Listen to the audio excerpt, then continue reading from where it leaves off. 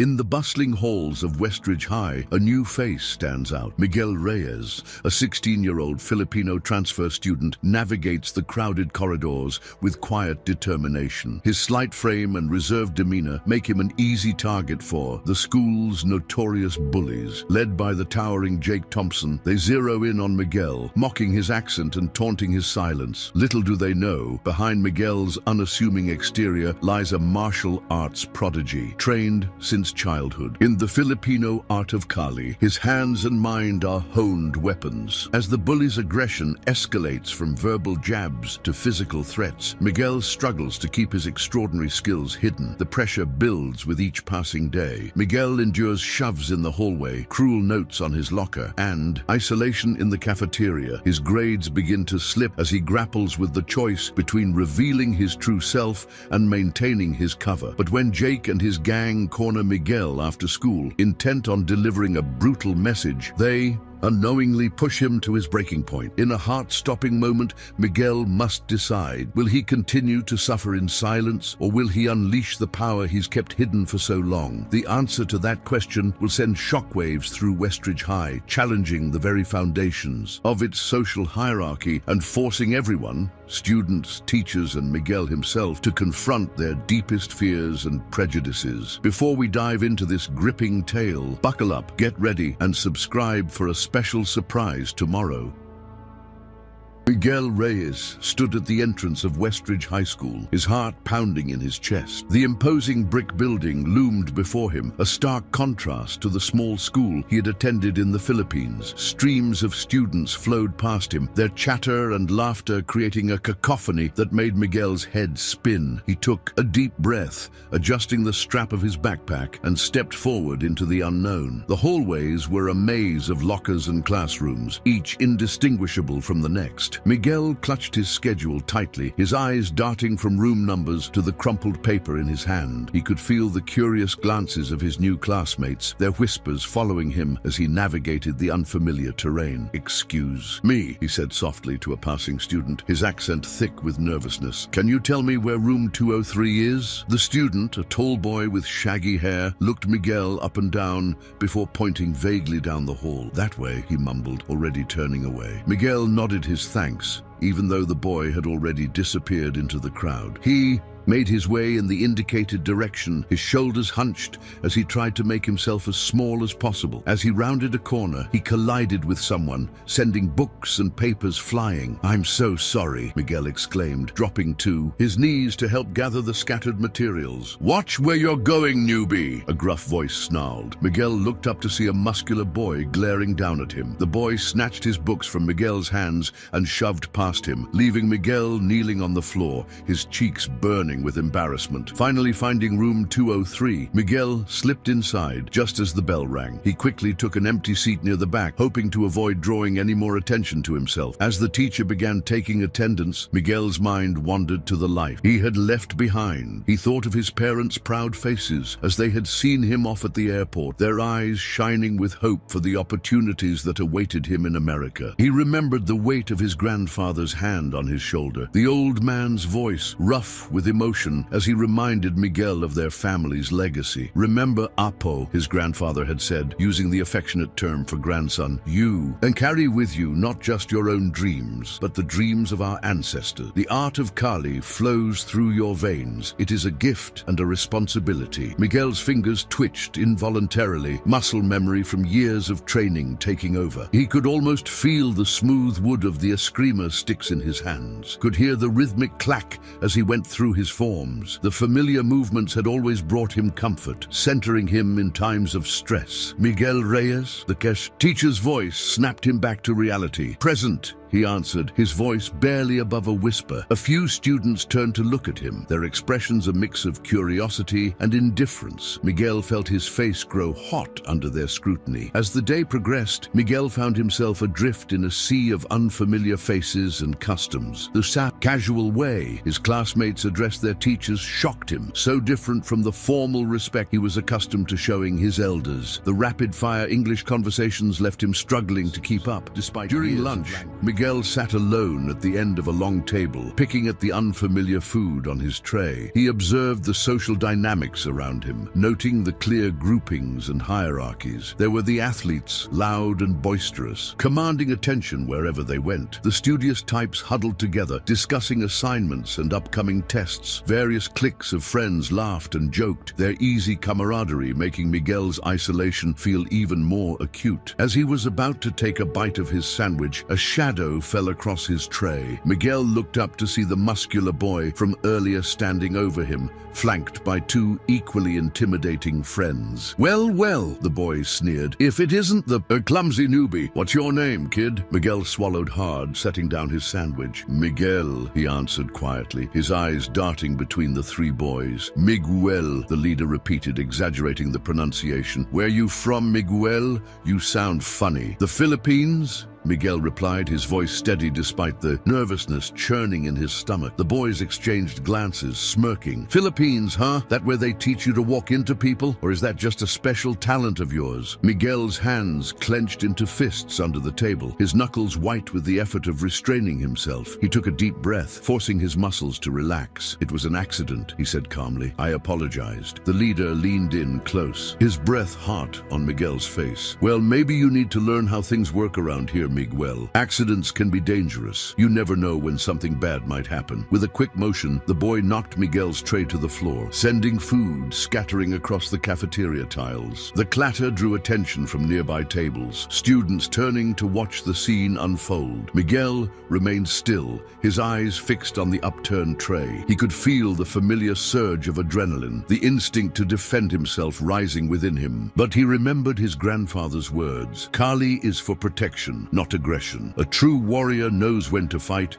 and when to stand down. Slowly, Miguel stood up. Without a word, he began picking up the scattered remnants of his lunch. The three boys watched, clearly disappointed by his lack of reaction. That's right, the leader taunted. Clean it up, new kid, and remember your place. As the boys sauntered away, their laughter echoing in the cafeteria, Miguel continued his task. He was aware of the stares from his fellow students, some pitying, others amused, but he focused on his breathing, on the simple act of restoring order to the small chaos before him. When the bell rang, signaling the end of lunch, Miguel had just finished cleaning up. He straightened, his face a mask of calm, and made his way to his next class. As he walked, he could hear whispers following him. Did you see that? Poor kid. What a pushover. Miguel let the words wash over him, neither accepting nor rejecting them. He knew who he was, knew the strength that lay dormant within him. For now, that knowledge would have to be enough. The rest of the day passed in a blur of new faces, unfamiliar subjects, and the constant undercurrent of feeling out of place. By the time the final bell rang, Miguel was exhausted, both mentally and emotionally. As he made his way to his locker, he overheard snatches of conversation about after-school activities and plans for the weekend. The easy familiarity of his classmates' interactions only served to highlight his own isolation. Miguel quickly gathered his things, eager to retreat to the safety and comfort of his aunt and uncle's home. As he turned to leave, he found his path blocked by a group of girls. "Hi," one of them said, her smile friendly, but her eyes curious. "You're Miguel, right? The new student from the Philippines?" Miguel nodded, unsure of how to respond. He wasn't used to girls approaching him so directly. "I'm Sarah," she continued. "We have history class together. I just wanted to say welcome to Westridge. It must be hard, starting at a new school in a new country." "Thank you," Miguel replied, managing a small smile. "It is challenging." Sarah's friends giggled, and Miguel felt his face grow warm. He wasn't sure if they were laughing at his accent or his awkwardness, but either way, it made him uncomfortable. "Well, if you need any help finding your way around or anything, just let me know,"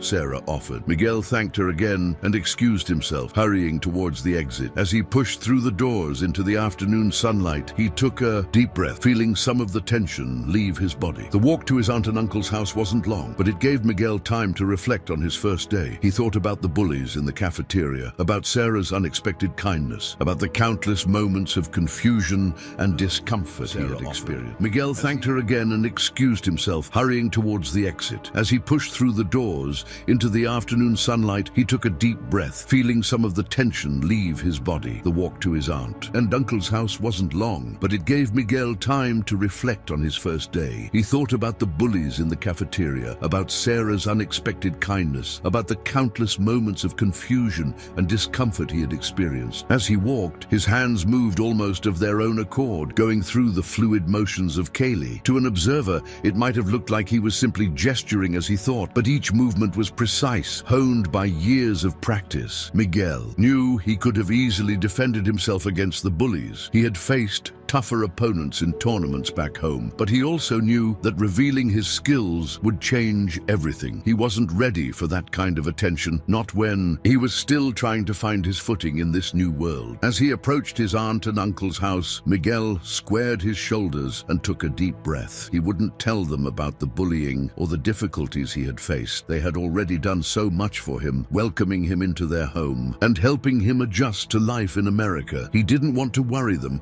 or make them think he was ungrateful for the opportunity. "How was your first day?" his aunt asked as he entered the house. Miguel forced a smile. "It was fine," he replied. "There's a lot to learn." As he retreated to his room to start on his homework, Miguel thought about the long road ahead. He knew that finding his place in this new school, this new country, wouldn't be easy, but he also knew that he had strength within him, strength that went beyond his physical abilities. For now, he would be the quiet, new Filipino kid. He would endure the taunts and the isolation. But deep down, Miguel knew that someday, somehow, he would find a way to bridge the gap between who he was and who the world saw him to be. Until then, he would wait, watch, and learn, carrying the legacy of his family and his art silently within him. As the weeks passed, Miguel settled into a routine at Westridge High. He navigated the hallways with growing confidence, no longer needing to consult his schedule at every turn. The initial stares and whispers had mostly subsided, replaced by a general indifference that Miguel found both comforting and isolating. He excelled in his classes, particularly in math and science, where the universal language of numbers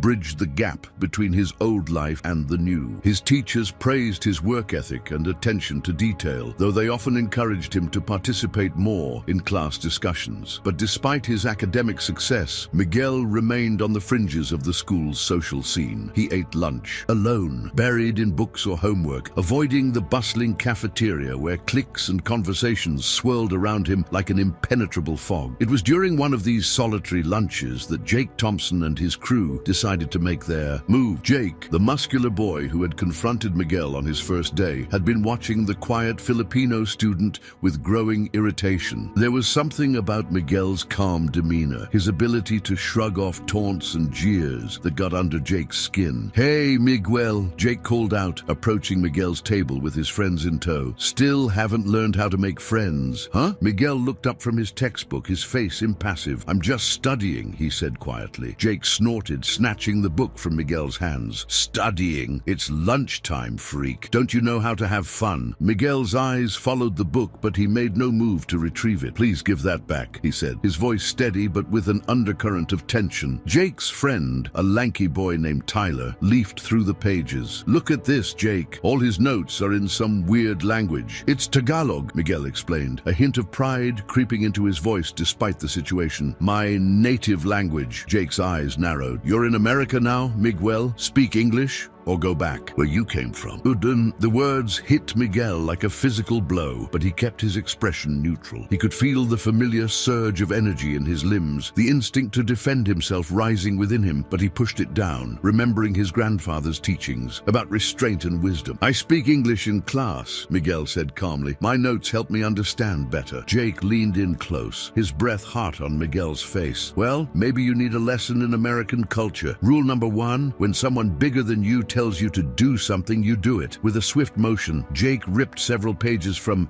Miguel's notebook, crumpling them and tossing them onto the cafeteria floor. The sound of tearing paper seemed to echo in Miguel's ears, almost of their own accord, going through the fluid motions of Kali. To an observer, it might have looked like he was simply gesturing as he thought, but each movement was precise, honed by years of practice. Miguel knew he could have easily defended himself against the bullies. He had faced tougher tougher opponents in tournaments back home, but he also knew that revealing his skills would change everything. He wasn't ready for that kind of attention, not when he was still trying to find his footing in this new world. As he approached his aunt and uncle's house, Miguel squared his shoulders and took a deep breath. He wouldn't tell them about the bullying or the difficulties he had faced. They had already done so much for him, welcoming him into their home and helping him adjust to life in America. He didn't want to worry them or make them think he was ungrateful for the opportunity. "How was your first day?" his aunt asked as he entered the house. Miguel forced a smile. "It was fine," he replied. "There's a lot to learn." As he retreated to his room to start on his homework, Miguel thought about the long road ahead. He knew that finding his place in this new school, this new country, wouldn't be easy. But he also knew that he had strength within him, strength that went beyond his physical abilities. For now,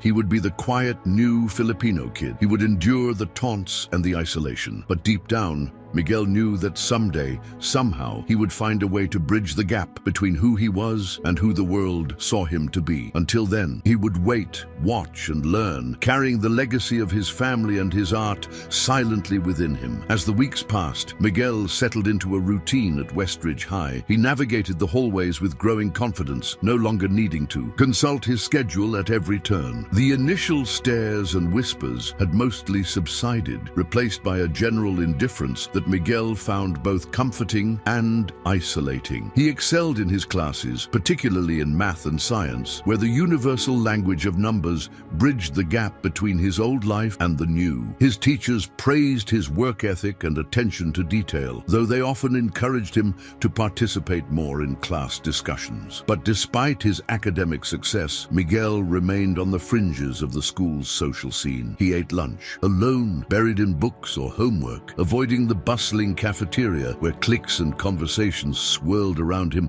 like an impenetrable fog. It was during one of these solitary lunches that Jake Thompson and his crew decided to make their move. Jake, the muscular boy who had confronted Miguel on his first day, had been watching the quiet Filipino student with growing irritation. There was something about Miguel's calm demeanor, his ability to shrug off taunts and jeers that got under Jake's skin. "Hey, Miguel," Jake called out, approaching Miguel's table with his friends in tow. "Still haven't learned how to make friends, huh?" Miguel looked up from his textbook, his face impassive. "I'm just studying," he said quietly. Jake snorted, snatching the book from Miguel's hands. "Studying? It's lunchtime, freak. Don't you know how to have fun?" Miguel's eyes followed the book, but he made no move to retrieve it. "Please give that back," he said, his voice steady but with an undercurrent of tension. Jake's friend, a lanky boy named Tyler, leafed through the pages. "Look at this, Jake. All his notes are in some weird language." "It's Tagalog," Miguel explained, a hint of pride creeping into his voice despite the situation. "My native language." Jake's eyes narrowed. "You're in America now, Miguel. Speak English or go back where you came from." The words hit Miguel like a physical blow, but he kept his expression neutral. He could feel the familiar surge of energy in his limbs, the instinct to defend himself rising within him. But he pushed it down, remembering his grandfather's teachings about restraint and wisdom. "I speak English in class," Miguel said calmly. "My notes help me understand better." Jake leaned in close, his breath hot on Miguel's face. "Well, maybe you need a lesson in American culture. Rule number 1, when someone bigger than you tells you to do something, you do it." With a swift motion, Jake ripped several pages from Miguel's notebook, crumpling them and tossing them onto the cafeteria floor. The sound of tearing paper seemed to echo in Miguel's ears, drowning out the background noise of the lunchroom. For a moment, Miguel's carefully maintained composure slipped. His hands clenched into fists, his body tensing as if preparing to strike. Jake noticed the change,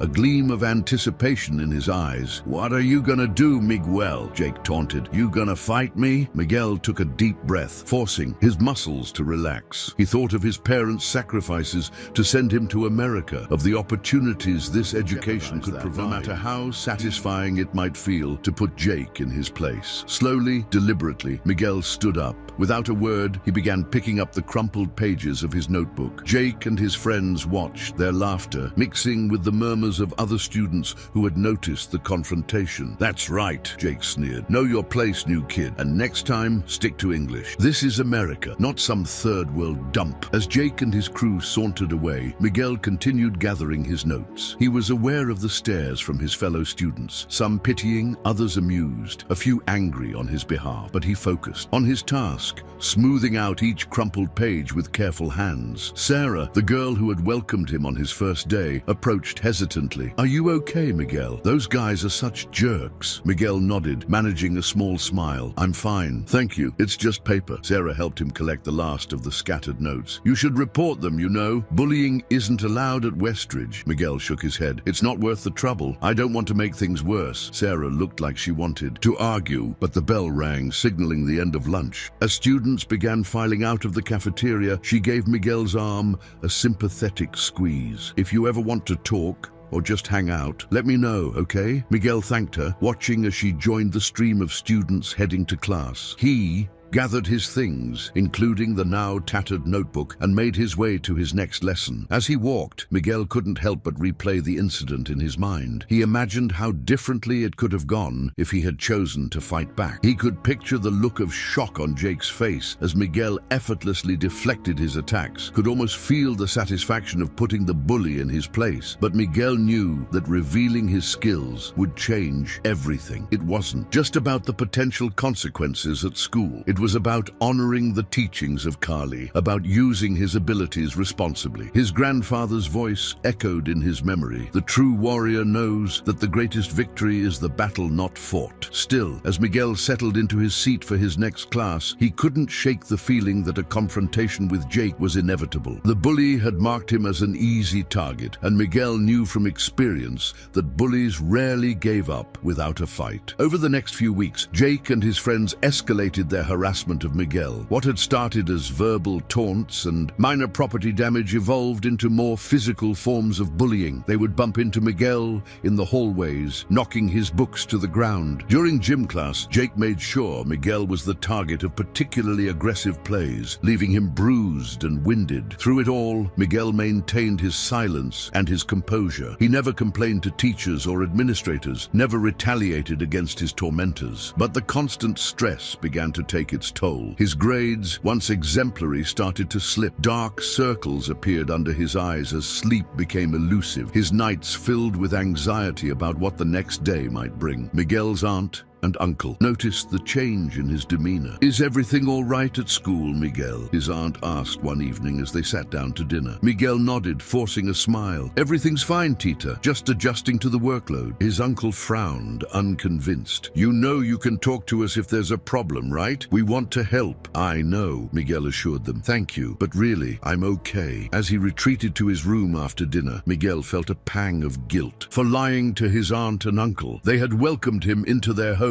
treated him like a son, but he couldn't bring himself to burden them with his problems. They had done so much for him already. He didn't want them to think he was ungrateful or unable to handle the opportunity they had given him. In the privacy of his room, Miguel pulled out his eskrima sticks, the smooth rattan cool against his palms. He began to move through his forms, the familiar patterns bringing a sense of calm and focus. As he flowed from one movement to the next, Miguel felt the tension of the day begin to melt away. He thought about Jake and his friends, about their taunts and their aggression. In his mind's eye, Miguel could see a dozen ways to neutralize their attacks, to use their own strength and momentum against them. But each time the temptation arose to put his skills to use, Miguel remembered his grandfather's teachings. Kali is not just about fighting, the old man had told him. It is about balance, about harmony between body and spirit. A true master knows when to strike and when to yield. As Miguel completed his routine, he felt a renewed sense of purpose. He would continue to endure, to turn the other cheek, not out of weakness. As Miguel walked away, leaving Tyler and the others staring after him in confusion, he felt a mix of emotions. Part of him was exhilarated by the small act of defiance, by the look of uncertainty he had seen in his tormentor's eyes. But another part was worried. He had neither confirmed nor denied their accusations, and he knew that ambiguity could be dangerous. For the rest of of the day, Miguel could feel the weight of suspicious stares. News of his confrontation with Tyler had spread quickly, and now it seemed the entire school was watching him, wondering if he really was the mysterious defender from the video. As the final bell rang, Miguel made his way to his locker, his mind preoccupied with the potential consequences of his actions. He was so lost in thought that he didn't notice Sarah approaching until she spoke. "Miguel, can I talk to you for a second?" He turned to find her standing nearby, her expression a mix of curiosity and concern. "Sure," he said, closing his locker. "What's up?" Sarah glanced around to make sure no one was within earshot. "I heard what happened with Tyler at lunch," she said in a low voice. "Is it true? Was that really you in the video?" Miguel hesitated. He had come to consider Sarah something of a friend, or at least a friendly acquaintance. She had been kind to him when others hadn't, had even stood up for him on occasion. But could he trust her with the truth? "Sarah," he began, choosing his words carefully. But before he could finish, a commotion at the end of the hallway caught their attention. Jake had arrived, flanked by a group of older students Miguel didn't recognize. The look on Jake's face was one of pure fury, and he was heading straight for Miguel. "You think you're so tough, huh?" Jake shouted, pushing past other students as he approached. "Let's see how you handle a real fight, Karate Kid." Miguel felt his body tense, preparing for the confrontation he had long feared was coming. He could sense Sarah beside him, hear her gasp of fear. In that moment, Miguel knew he had a choice to make. He could run, could try to avoid the fight and maintain his cover, or he could stand his ground and face whatever came next. As Jake drew nearer, his fists clenched and his face twisted with rage, Miguel took a deep breath. He thought of his grandfather's teachings, of the responsibility that came with his skills. He thought of the weeks of bullying he had endured, of the other students who lived in fear of Jake and his crew. Slowly, deliberately, Miguel set down his backpack. He turned to Sarah, whose eyes were wide with fear and concern. "You should go," he said quietly. "This isn't going to be pretty." Sarah hesitated, clearly torn between her desire to help and her fear of the impending violence. "Miguel, don't do this. It's not worth it. We can get a teacher or—" But Miguel shook his head. "It's time," he said, a small smile playing at the corners of his mouth. "Time to stop hiding." As Jake reached them, his arm already drawn back for a punch, Miguel stepped forward to meet him. The quiet new Filipino kid was gone. In his place stood a warrior, ready to defend not just himself, but all those who had suffered at the hands of bullies like Jake. The hallway fell silent as students gathered to watch, their phones out to capture whatever was about to unfold. Miguel stood calm and centered, his stance relaxed but ready. As Jake's fist flew towards his face, Miguel prepared to reveal the true extent of his abilities, knowing that after this moment, nothing at Westridge High would ever be the same. Jake's fist hurtled towards Miguel's face with devastating speed. But to Miguel, it seemed to move in slow motion. Years of training took over, his body reacting instinctively. With a subtle shift of his weight and a slight tilt of his head, Miguel allowed Jake's punch to sail harmlessly past his ear. The momentum of the missed strike threw Jake off balance, and Miguel capitalized on the opening. In one fluid motion, he stepped inside Jake's guard, his right hand shooting up to redirect Jake's extended arm, while his left palm connected with the bully's sternum in a controlled, open-handed strike. The impact wasn't hard enough to cause serious damage, but it was more than sufficient to drive the air from Jake's lungs. The larger boy stumbled backwards, gasping and wide-eyed with shock. A collective gasp rose from the gathered students. For weeks, they had watched Miguel endure Jake's torment without resistance. Now, in the span of a few seconds, the quiet Filipino kid had not only avoided Jake's attack, but had also landed a decisive counter of his own. Jake's friends, caught off guard by the sudden turn of events, hesitated. They glanced at each other, uncertainly, unsure whether to jump in or wait for Jake's lead. Miguel maintained his defensive stance, his breathing steady and controlled. He kept his gaze locked on Jake, aware of the other, but not allowing them to distract him from the primary threat. "Stay back," he warned the others, his voice calm but firm. "This is between Jake and me." Jake, having regained his breath, glared at Miguel with a mixture of rage and disbelief. "You little punk," he snarled. "I'm gonna teach you a lesson you'll never forget." He charged forward, throwing a wild haymaker aimed at Miguel's head. Once again, Miguel's training took over. He ducked under the punch, simultaneously, sweeping Jake's front leg. The bully's own momentum worked against him, sending him crashing to the floor. Before Jake could recover, Miguel was on him. With practiced precision,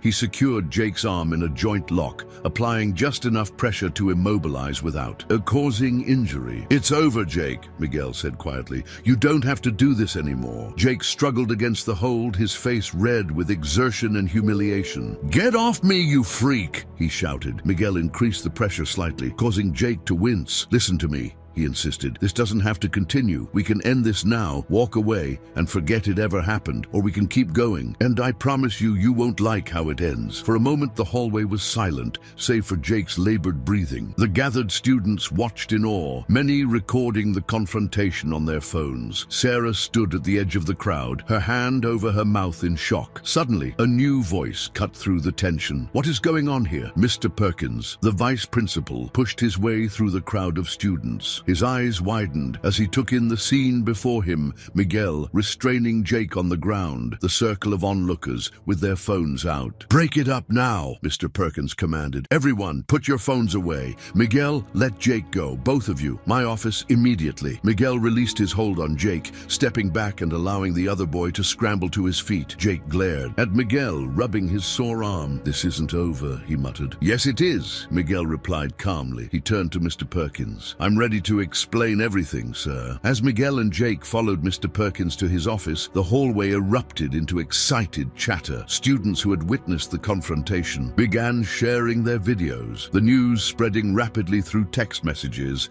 and social media posts. In Mr. Perkins' office, Miguel sat quietly as the vice principal questioned them about the incident. Jake, still nursing his bruised ego, attempted to paint Miguel as the aggressor, claiming he had been viciously attacked without provocation. "That's not true, Mr. Perkins," Miguel said when it was his turn to speak. "Jake and his friends have been bullying me since I arrived at Westridge. Today, he attacked me in the hallway. I only defended myself." Mr. Perkins frowned, looking between the two boys. "These are serious allegations, Miguel. Why haven't you reported this bullying before?" Miguel lowered his eyes. "I didn't want to cause trouble, sir. I thought I could handle it on my own." "By attacking Jake?" Mr. Perkins asked skeptically. "No, sir," Miguel replied. "By enduring it. I never wanted to fight, but today Jake left me no choice." Mr. Perkins sighed heavily. "I'm going to need to review the security footage and speak with witnesses. For now, you're both suspended pending a full investigation. I'll be calling your parents to come pick you up." As they left the office, Jake shot Miguel a venomous look. "You're dead, you hear me? Dead." Miguel met his gaze steadily. "It doesn't have to be this way, Jake. We could start over. Try to understand each other." Jake snorted in disgust and stormed off, leaving Miguel alone in the empty hallway. When Miguel's aunt and uncle arrived, their faces were etched with concern and disappointment. The car ride home was silent,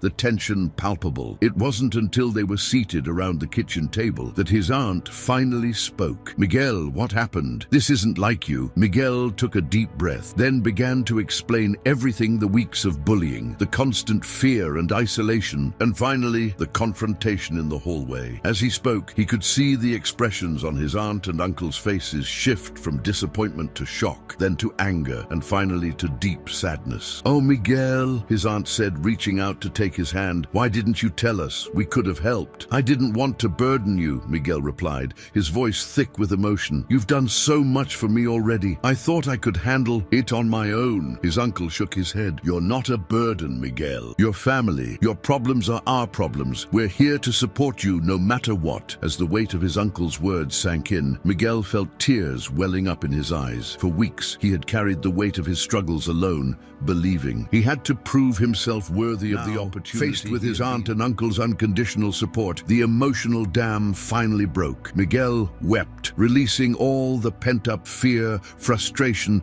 and loneliness he had been holding inside. His aunt and uncle moved to embrace him, their presence a comforting anchor in the storm of his emotions. When Miguel had calmed down, his uncle spoke again. "We're proud of you for standing up for yourself, Miguel, but we're also worried. Using your martial arts skills against others, even in self-defense, is a serious matter. Your grandfather taught you, Kaylee, for protection, not for fighting in school hallways. Miguel nodded, wiping his eyes. I know, Tito. I tried so hard to avoid it, but in that moment I felt I had no other choice. His aunt squeezed his hand. We understand, Anak, but now we need to figure out how to move forward. The school will want to know about your martial arts training, and there may be consequences for not reporting the bullying earlier. I'll accept whatever consequences come, Miguel said firmly. I won't hide who I am anymore. Over the next few days, Miguel's prediction proved accurate. The video of his confrontation with Jake had gone viral within the school community and beyond. Students who had never spoken to Miguel before now looked at him with a mixture of awe and wariness. Some even approached him, sharing their own stories of bullying and asking for advice. Sarah, true to her friendly nature, became one of Miguel's staunchest supporters. She visited him at home, bringing notes from the classes he was missing and updates on the school gossip. You're all anyone can talk about, she told him, her eyes wide with excitement. People are calling you the Karate Kid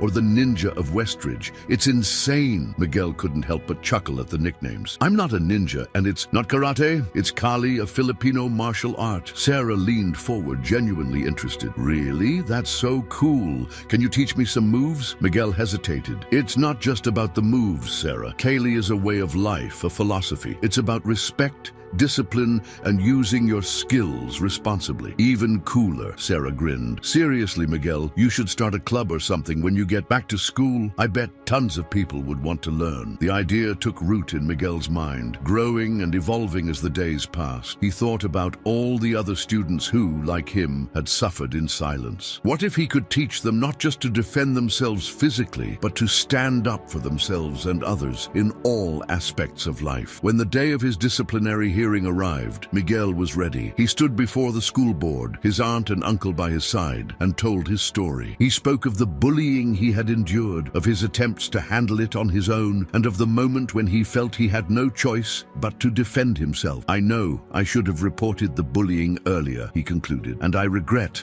that my actions have caused disruption to the school, but I don't regret standing up for myself and potentially for others who have been afraid to speak out. The board members listened attentively, their faces unreadable. When Miguel finished, the principal, Dr. Chen, leaned forward. Thank you for your honesty, Miguel. We've reviewed the security footage and spoken with numerous witnesses. It's clear that you were indeed the victim of prolonged bullying and that the incident in the hallway was a case of self-defense. Miguel felt a wave of relief wash over him, but Dr. Chen wasn't finished. However, your failure to report the bullying and your use of martial arts skills on school grounds are serious matters. We cannot condone violence, even in self-defense. Miguel nodded, accepting the rebuke. I understand, Dr. Chen. I'm prepared to accept whatever consequences you deem appropriate. Dr. Chen exchanged glances with the other board members before continuing. Given the circumstances, we've decided not to expel you. However, you will serve 2 weeks of in-school suspension, during which you'll be required to attend counseling sessions and complete an anti-bullying education program. Miguel's aunt squeezed his hand supportively as Dr. Chen went on. Additionally, we'd like you to work with our guidance counselor to develop a peer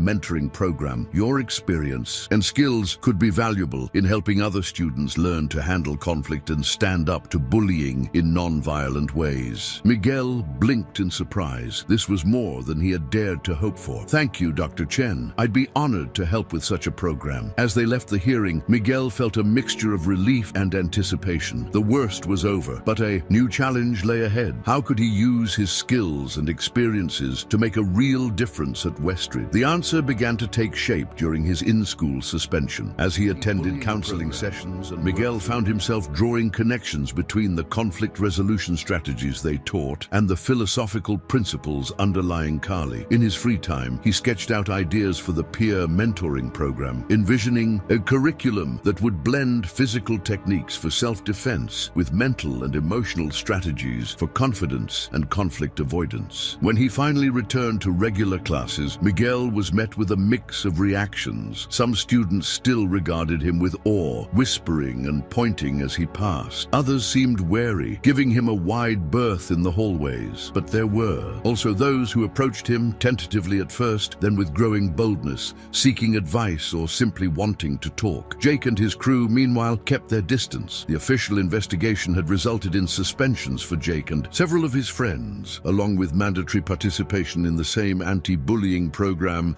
Miguel had completed. While Jake still glared at Miguel when their paths crossed, he made no move to retaliate. It was Sarah who first broached the subject of forming an official club. "Have you thought more about teaching Carly?" she asked one day at lunch. "Because I've been talking to some people and there's a lot of interest." Miguel hesitated. "I don't know, Sarah. Carly isn't just about fighting. It's a serious discipline that requires commitment and respect for the art." "Exactly," Sarah exclaimed. "That's what makes it so perfect. It's not just about learning to throw punches. It's about building confidence, respect, and self-control. Isn't that exactly what this school needs?" Miguel couldn't argue with her logic, and so, with Sarah's enthusiasm driving him forward, he approached Dr. Chen with a proposal for an after-school Carly club. To his surprise, Dr. Chen was receptive to the idea. "I must admit I was skeptical at first," she said, "but after reviewing your proposal and discussing it with the guidance counselor, I can see the potential benefits. However, we'll need to establish clear guidelines and have proper supervision." And so the Westridge Carly Club was born. Miguel worked closely with the school's PE teacher, Mr. Ramirez, to develop a curriculum that emphasized the philosophical and practical aspects of Carly while adhering to school safety guidelines. The first meeting drew a larger crowd than Miguel had anticipated. Students from all grades and social groups filled the gym, their faces a mix of curiosity and excitement. Miguel stood before them, feeling a flutter of nervousness in his stomach. This was so different from the private lessons with his grandfather or the controlled environment of tournaments back home. These were his peers, many of whom had only recently seen him as the quiet, awkward new kid. Taking a deep breath, Miguel began. "Welcome to the Westridge Carly Club. Before we begin, I want to make one thing clear. This is not about learning to fight. It's about learning to prevent fights. It's about building confidence, respect, and self-control." As he spoke, Miguel could see the expressions on the students' faces change. Some looked disappointed, clearly having hoped for a crash course in ninja moves, but others leaned forward, intrigued by his words. "Kaylee is a Filipino martial art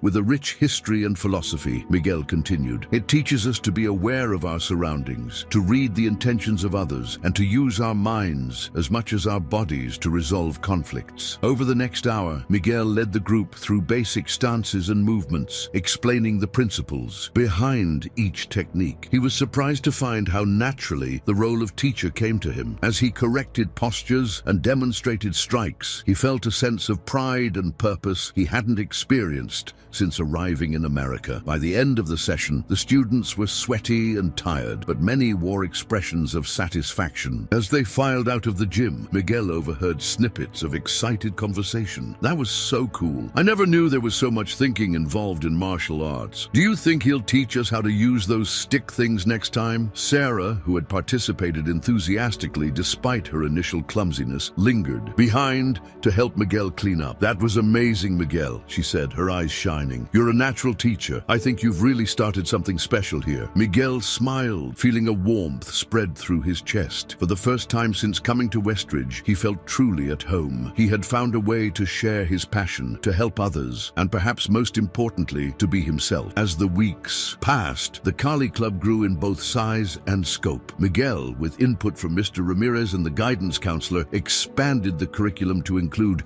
meditation techniques, conflict resolution strategies, and discussions on cultural awareness. The impact on the schools who had once been targets of bullying walked the halls with newfound confidence. Those who had been prone to aggression learned to channel their energy into more positive outlets. And Miguel, once an outsider, found himself at the center of a diverse and supportive community. One day, as Miguel was setting up for a club meeting, he was surprised to see Jake enter the gym. The former bully stood awkwardly by the door, his usual bravado noted notably absent. "Can I help you?" Miguel asked cautiously. Jake shifted uncomfortably. I was wondering if it's too late to join the club." Miguel blinked in surprise. Of all the people he had expected to show interest in Carly, Jake had been at the bottom of the list. Seeing Miguel's hesitation, Jake rushed on. "Look, I know I've been a jerk to you and to a lot of other people, but this program, it's made me think about some stuff, and I thought maybe, if you'd let me, I could learn how to be,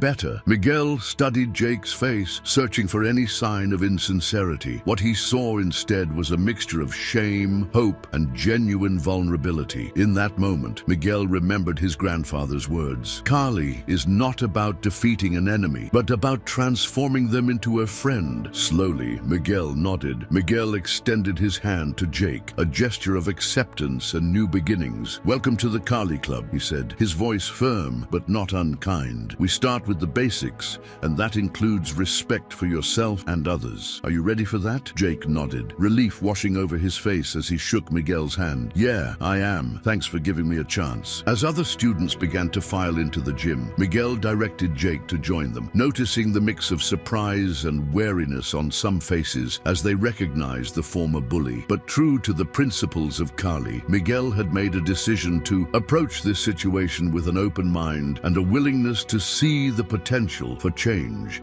in everyone. The session began as usual, with Miguel leading the group through warm-up exercises and basic stances. He kept a watchful eye on Jake, who, despite his athletic build, struggled with the precise movements and balance required in Carly. To Jake's credit, he persevered, his face set in determination as he repeated the forms again and again. As the class progressed, Miguel introduced partner exercises, pairing students to practice simple blocks and strikes. He deliberately paired Jake with Sarah, knowing her friendly nature might help ease the tension. At first, their interactions were awkward, with Sarah visibly uncomfortable. But as they worked through the drills, Miguel saw the stiffness in their movements begin to soften. By the end of the session, Jake was drenched in sweat, his muscles trembling from the unfamiliar exertion. As the students began to disperse, Miguel approached him. "How did it feel?" he asked. Jake took a deep breath, wiping his brow. "Harder than I expected," he admitted, "but good, really good. I never knew there was so much,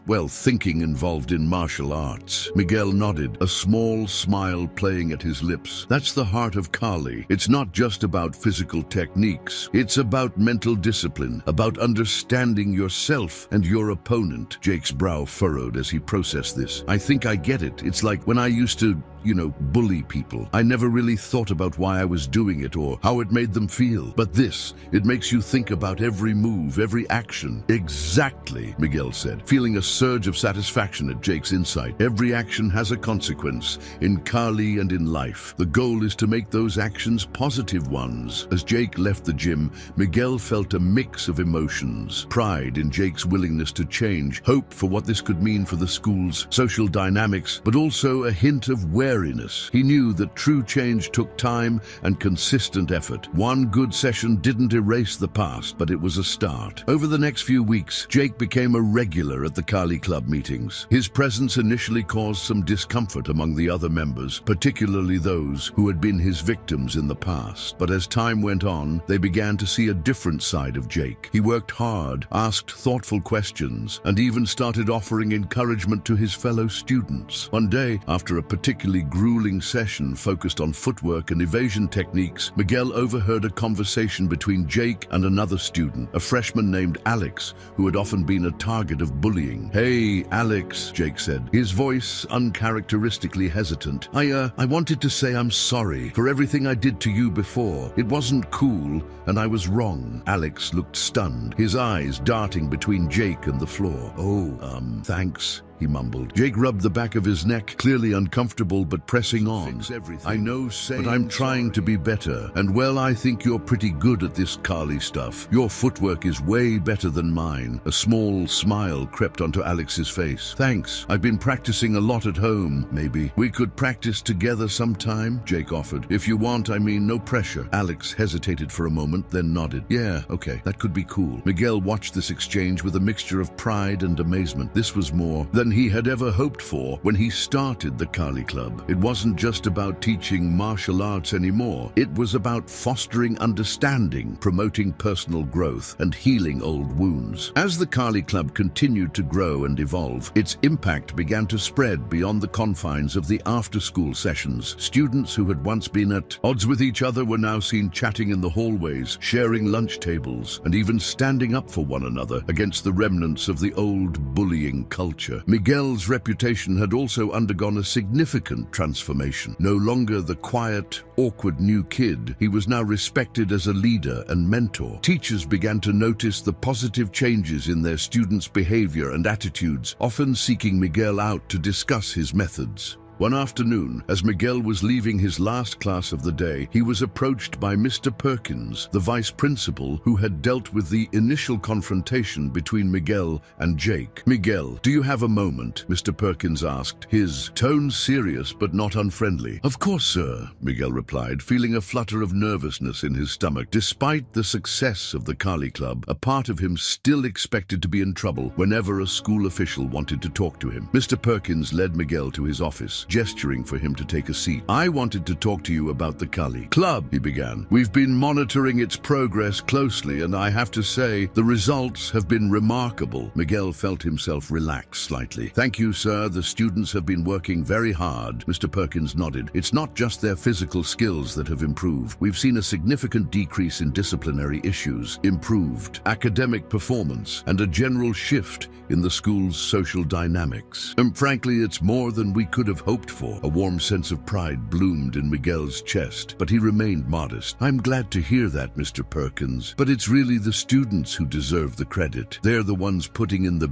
work and making the changes." "True," Mr. Perkins agreed, "but don't sell yourself short. Your leadership and teaching have been instrumental in this success, which brings me to my next point." He leaned forward, his expression serious. "The school board has taken notice of what you've accomplished here. They're interested in expanding the program." Miguel blinked in surprise. "Expanding? How do you mean?" "They want to incorporate elements of your Kali program into the regular PE curriculum," Mr. Perkins explained. "Not the martial arts techniques necessarily, but the principles of respect, self-discipline, and conflict resolution. They also want to offer it as an alternative to traditional detention for minor infractions." Miguel's mind raced with the possibilities. This was an opportunity to reach even more students, to make an even bigger impact on the school culture. But it also presented new challenges. How could he maintain the integrity of Kali while adapting it for a broader audience? How would he balance this expanded role with his own studies and personal life? "What do you think, Miguel?" Mr. Perkins prompted. "Would you be interested in helping to develop this expanded program?" Miguel took a deep breath, centering himself as he had been taught. He thought about his grandfather, about the legacy of Kali, and about the responsibility that came with sharing this knowledge. Finally, he nodded. "I would be honored, Mr. Perkins," he said, "but I'd like to discuss it with my aunt and uncle first, and maybe consult with my grandfather back in the Philippines. This is a big responsibility, and I want to make sure I approach it the right way." Mr. Perkins smiled, clearly pleased with Miguel's mature response. "Of course, take the time you need to consider it, but know that we have full confidence in your abilities, Miguel. You've already made a significant difference in this school." As Miguel left Mr. Perkins' office, his head was spinning with the implications of this new opportunity. He made his way to the gym for the day's Kali Club meeting, his thoughts a whirlwind of excitement and apprehension. The gym was already full when he arrived, students chatting and stretching as they waited for the session to begin. Miguel scanned the room, taking in the diverse group of faces. There was Sarah, her enthusiasm as bright as ever, helping a new member with his stretches, demonstrating a technique to Alex and a few other students. In one corner, a group of girls who had once been bitter rivals were laughing together as they practiced their footwork. The sight filled Miguel with a profound sense of purpose. This was what Kali was truly about, not just self-defense or physical prowess, but building connections, fostering understanding, and bringing out the best in people. As he called the class to order, Miguel made a decision. He would accept Mr. Perkins' offer, but on his own terms. He would find a way to share the benefits of Kali with the wider school community while preserving its core principles and cultural heritage. "Before we begin today," Miguel addressed the class, "I want to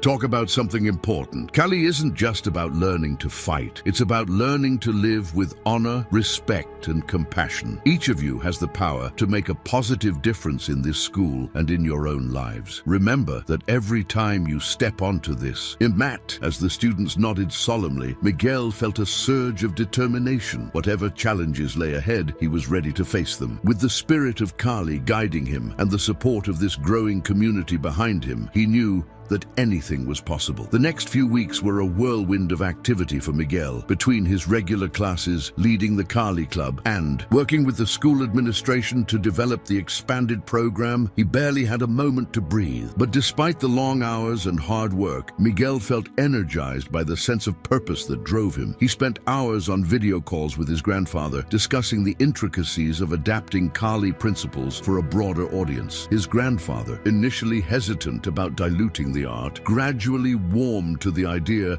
as Miguel explained the positive impact it was having on the school. "Remember, Apo," his grandfather said during one late-night call, his weathered face serious even through the pixelated screen. "Kali is not just in the techniques. It is in the heart, in the mind. If you can teach these young people to think and act with the spirit of Kali, you are honoring our tradition, even if they never hold an eskrima stick." These words stayed with Miguel as he worked with Mr. Ramirez and the school counselor to develop a curriculum that could be integrated into regular PE classes and detention programs. They focused on exercises that promoted body awareness, mental focus, and cooperative problem solving, all infused with the philosophical principles of Kali. As the new program began to take shape, Miguel faced an unexpected challenge: pushback from some members of the Kali Club. A small but vocal group led by a senior named Jason expressed concern that expanding the program would water down its effectiveness. "This isn't just some feel-good exercise program," Jason argued during one heated club meeting. "It's a martial art with centuries of history. If we start teaching it to everyone, it'll lose its meaning." Miguel listened patiently to Jason's concerns, recognizing in them echoes of his own initial hesitation. When Jason finished,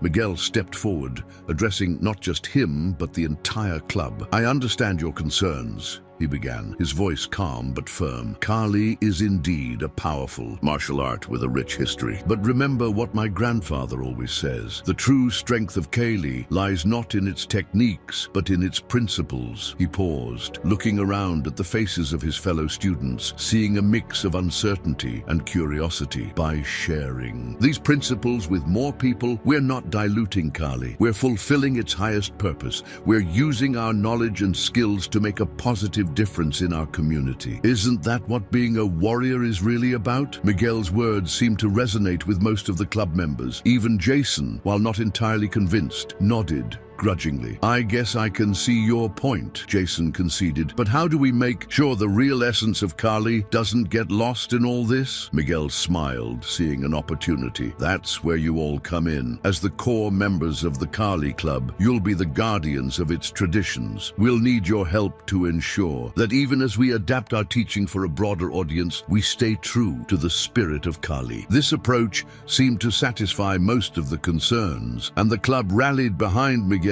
vision with renewed enthusiasm. As the expanded program rolled out across the school, members of the Kali Club took on leadership roles, helping to demonstrate techniques and mentor their peers. The impact of the program became evident almost immediately. Teachers reported improved focus and behavior in their classes. Incidents of bullying and fighting decreased dramatically. Even academic performance showed a noticeable uptick as students applied the principles of discipline and mindfulness to their studies. Demonstrating a breathing exercise to a group of students serving detention, he noticed Mr. Perkins observing from the doorway. After the session, the vice principal approached him, a smile on his face. "I have to admit, Miguel, when we first proposed this program, I had my doubts," Mr. Perkins said. "I wondered if we were asking too much of you, putting too much responsibility on your shoulders. But seeing this, seeing the change in these students, I know we made the right decision." Miguel felt a warmth spread through his chest at the praise, but he remained humble. "Thank you, Mr. Perkins, but the credit really goes to the students. They're the ones doing the hard work of changing." Mr. Perkins nodded approvingly. "That may be true, but don't underestimate your role in this, Miguel. You've given them the tools and the inspiration to make those changes. You should be very proud." As Mr. Perkins walked away, Miguel took a moment to reflect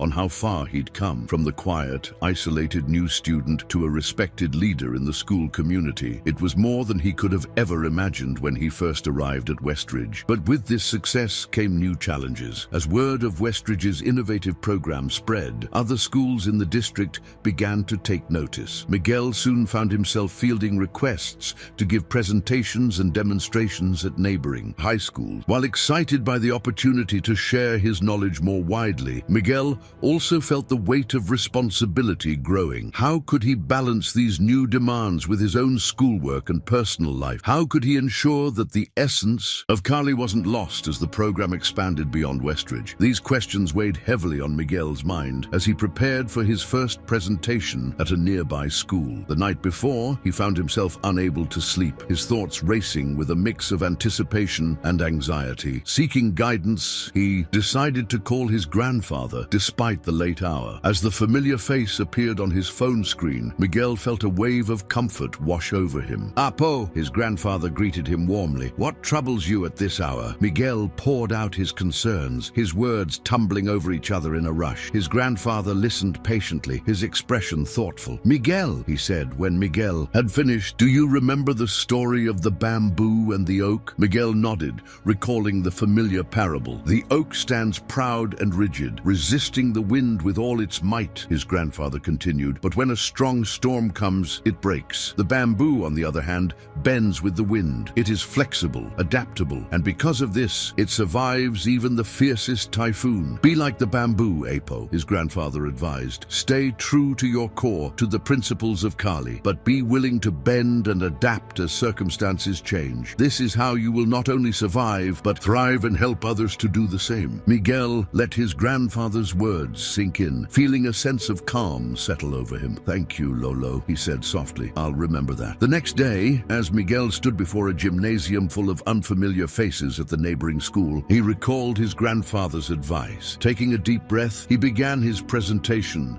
not with a demonstration of techniques, but with the story of the bamboo and the oak. As he spoke, Miguel could see the students' initial skepticism give way to interest. By the time he moved on to demonstrating some basic Kali movements, he had the entire room engaged and participating. At the end of the session, as students crowded around him with questions and expressions of gratitude, Miguel felt a renewed sense of purpose. He realized that this expansion, this sharing of Kali's principles beyond the walls of Westridge, wasn't diluting the art. It was fulfilling its highest purpose, spreading seeds of respect, discipline, and self-awareness that could grow and flourish in countless ways. In the months that followed, Miguel continued to balance his roles as student, club leader, and now educational ambassador. It wasn't always easy. There were times when the pressure felt overwhelming, when he questioned whether he was up to the task. But in those moments, he would think back to his first days at Westridge, to the lonely, isolated boy he had been. He would remember Jake's transformation from bully to mentor, Sarah's unwavering support, and the countless other students whose lives had been positively impacted by the Kali program. These memories gave him strength and renewed his determination. As the school year drew to a close, Miguel found himself reflecting on the incredible journey of the past months. The quiet, reserved boy who had arrived at Westridge feeling lost and alone had transformed into a confident leader, respected by peers and faculty alike. One sunny afternoon, as Miguel was packing up after the final, he was surprised to see Dr. Chen, the principal, enter the gym. "Miguel," Dr. Chen greeted him with a warm smile. "I hoped I might catch you here. Do you have a moment?" "Of course, Dr. Chen," Miguel replied, curious about what the principal might want to discuss. Dr. Chen gestured for Miguel to sit on a nearby bench, joining him there. "I wanted to talk to you about the impact you've had on our school this year," she began. "When Mr. Perkins first proposed expanding starting your Kali program, I'll admit I was skeptical. I worried it might be too much responsibility for a student to handle. Miguel nodded, understanding the concern. He had shared similar doubts himself at times. But I have to say, Dr. Chen continued, you've exceeded all our expectations. The change in our school culture has been remarkable. Disciplinary issues are down, academic performance is up, and there's a sense of community here that I haven't seen in all my years as an educator. Miguel felt a flush of pride at the principal's words, but remained modest. Thank you, Dr. Chen, but it's really been a team effort. The students, the teachers, everyone has contributed to make this work. Dr. Chen smiled approvingly. That's true, and your ability to inspire and lead that team effort is precisely why I'm here. The school board has taken notice of our success, and they're interested in implementing similar programs across the district. Miguel's eyes widened in surprise. Across the district? Wow, that's amazing. It is, Dr. Chen agreed, and they want you to play a key role in this expansion. They're proposing to create a student ambassador position for next year. You would work with other schools to help them establish their own programs. Drawing on your experience here at Westridge, Miguel sat in stunned silence for a moment, processing the enormity of what Dr. Chen was suggesting. It was an incredible opportunity, a chance to make an even bigger difference, but it would also be a huge responsibility, one that would require even more of his time and energy. I don't know what to say, Miguel finally managed. It's an honor to be considered for something like this. Dr. Chen placed a reassuring hand on his shoulder. You don't have to decide right away, Miguel. Take some time to think about it. Discuss it with your family. This would be a big commitment, and we want to make sure it's the right fit for you. As Dr. Chen left, Miguel's mind was whirling with possibilities. He thought about how far he'd come, about the lives he'd touched, and the changes he'd seen. He thought about his grandfather's words about being like the bamboo, flexible and adaptable while staying true to his core. That evening, as Miguel shared the news with his aunt and uncle over dinner, he could see the pride shining in their eyes. "Oh, Miguel," his aunt exclaimed, pulling him into a tight hug. "We always knew you were destined for great things, but this is beyond our wildest dreams." His uncle nodded in agreement. "Your parents would be so proud, Hijo. And your grandfather, well, I can just imagine the smile on his face when he hears about this." Miguel felt a lump form in his throat at the mention of his parents. He wished they could be here to see this, to share in this moment, but he knew in his heart that they were with him in spirit, guiding him on this journey. Later that night, as Miguel lay in bed, his mind still buzzing with excitement and nerves about the future, he reflected on the incredible turn his life had taken. From a bullied outsider to a catalyst for change, he had discovered strengths within himself he never knew he possessed. He thought about all the other students out there, in schools across the district and beyond, who might be feeling lost, alone, or powerless. Kids like he had been, like Jake had been, searching for a way to connect, to belong, to make a difference. In that moment, Miguel knew what his answer to Dr. Chen would be. Yes, it would be challenging. Yes, it would require sacrifice and hard work. But if he could help even a fraction of those students find their own inner strength, their own path to growth and connection, it would all be worth it. As he drifted off to sleep, Miguel felt a sense of peace and purpose wash over him. Tomorrow would bring new challenges, new opportunities for growth, but he was ready to face them, armed with the wisdom of Kali, the support of his community, and the strength he had discovered within himself. The journey ahead would not be easy, but Miguel knew he wouldn't be walking it alone. With each step, he would be carrying the spirit of Kali, the love of his family, and the hopes of all those whose lives he had touched and would touch in the future. As the first light of dawn began to creep through his window, Miguel smiled. In his sleep, ready to embrace whatever the new day might bring. The summer sun beat down on Miguel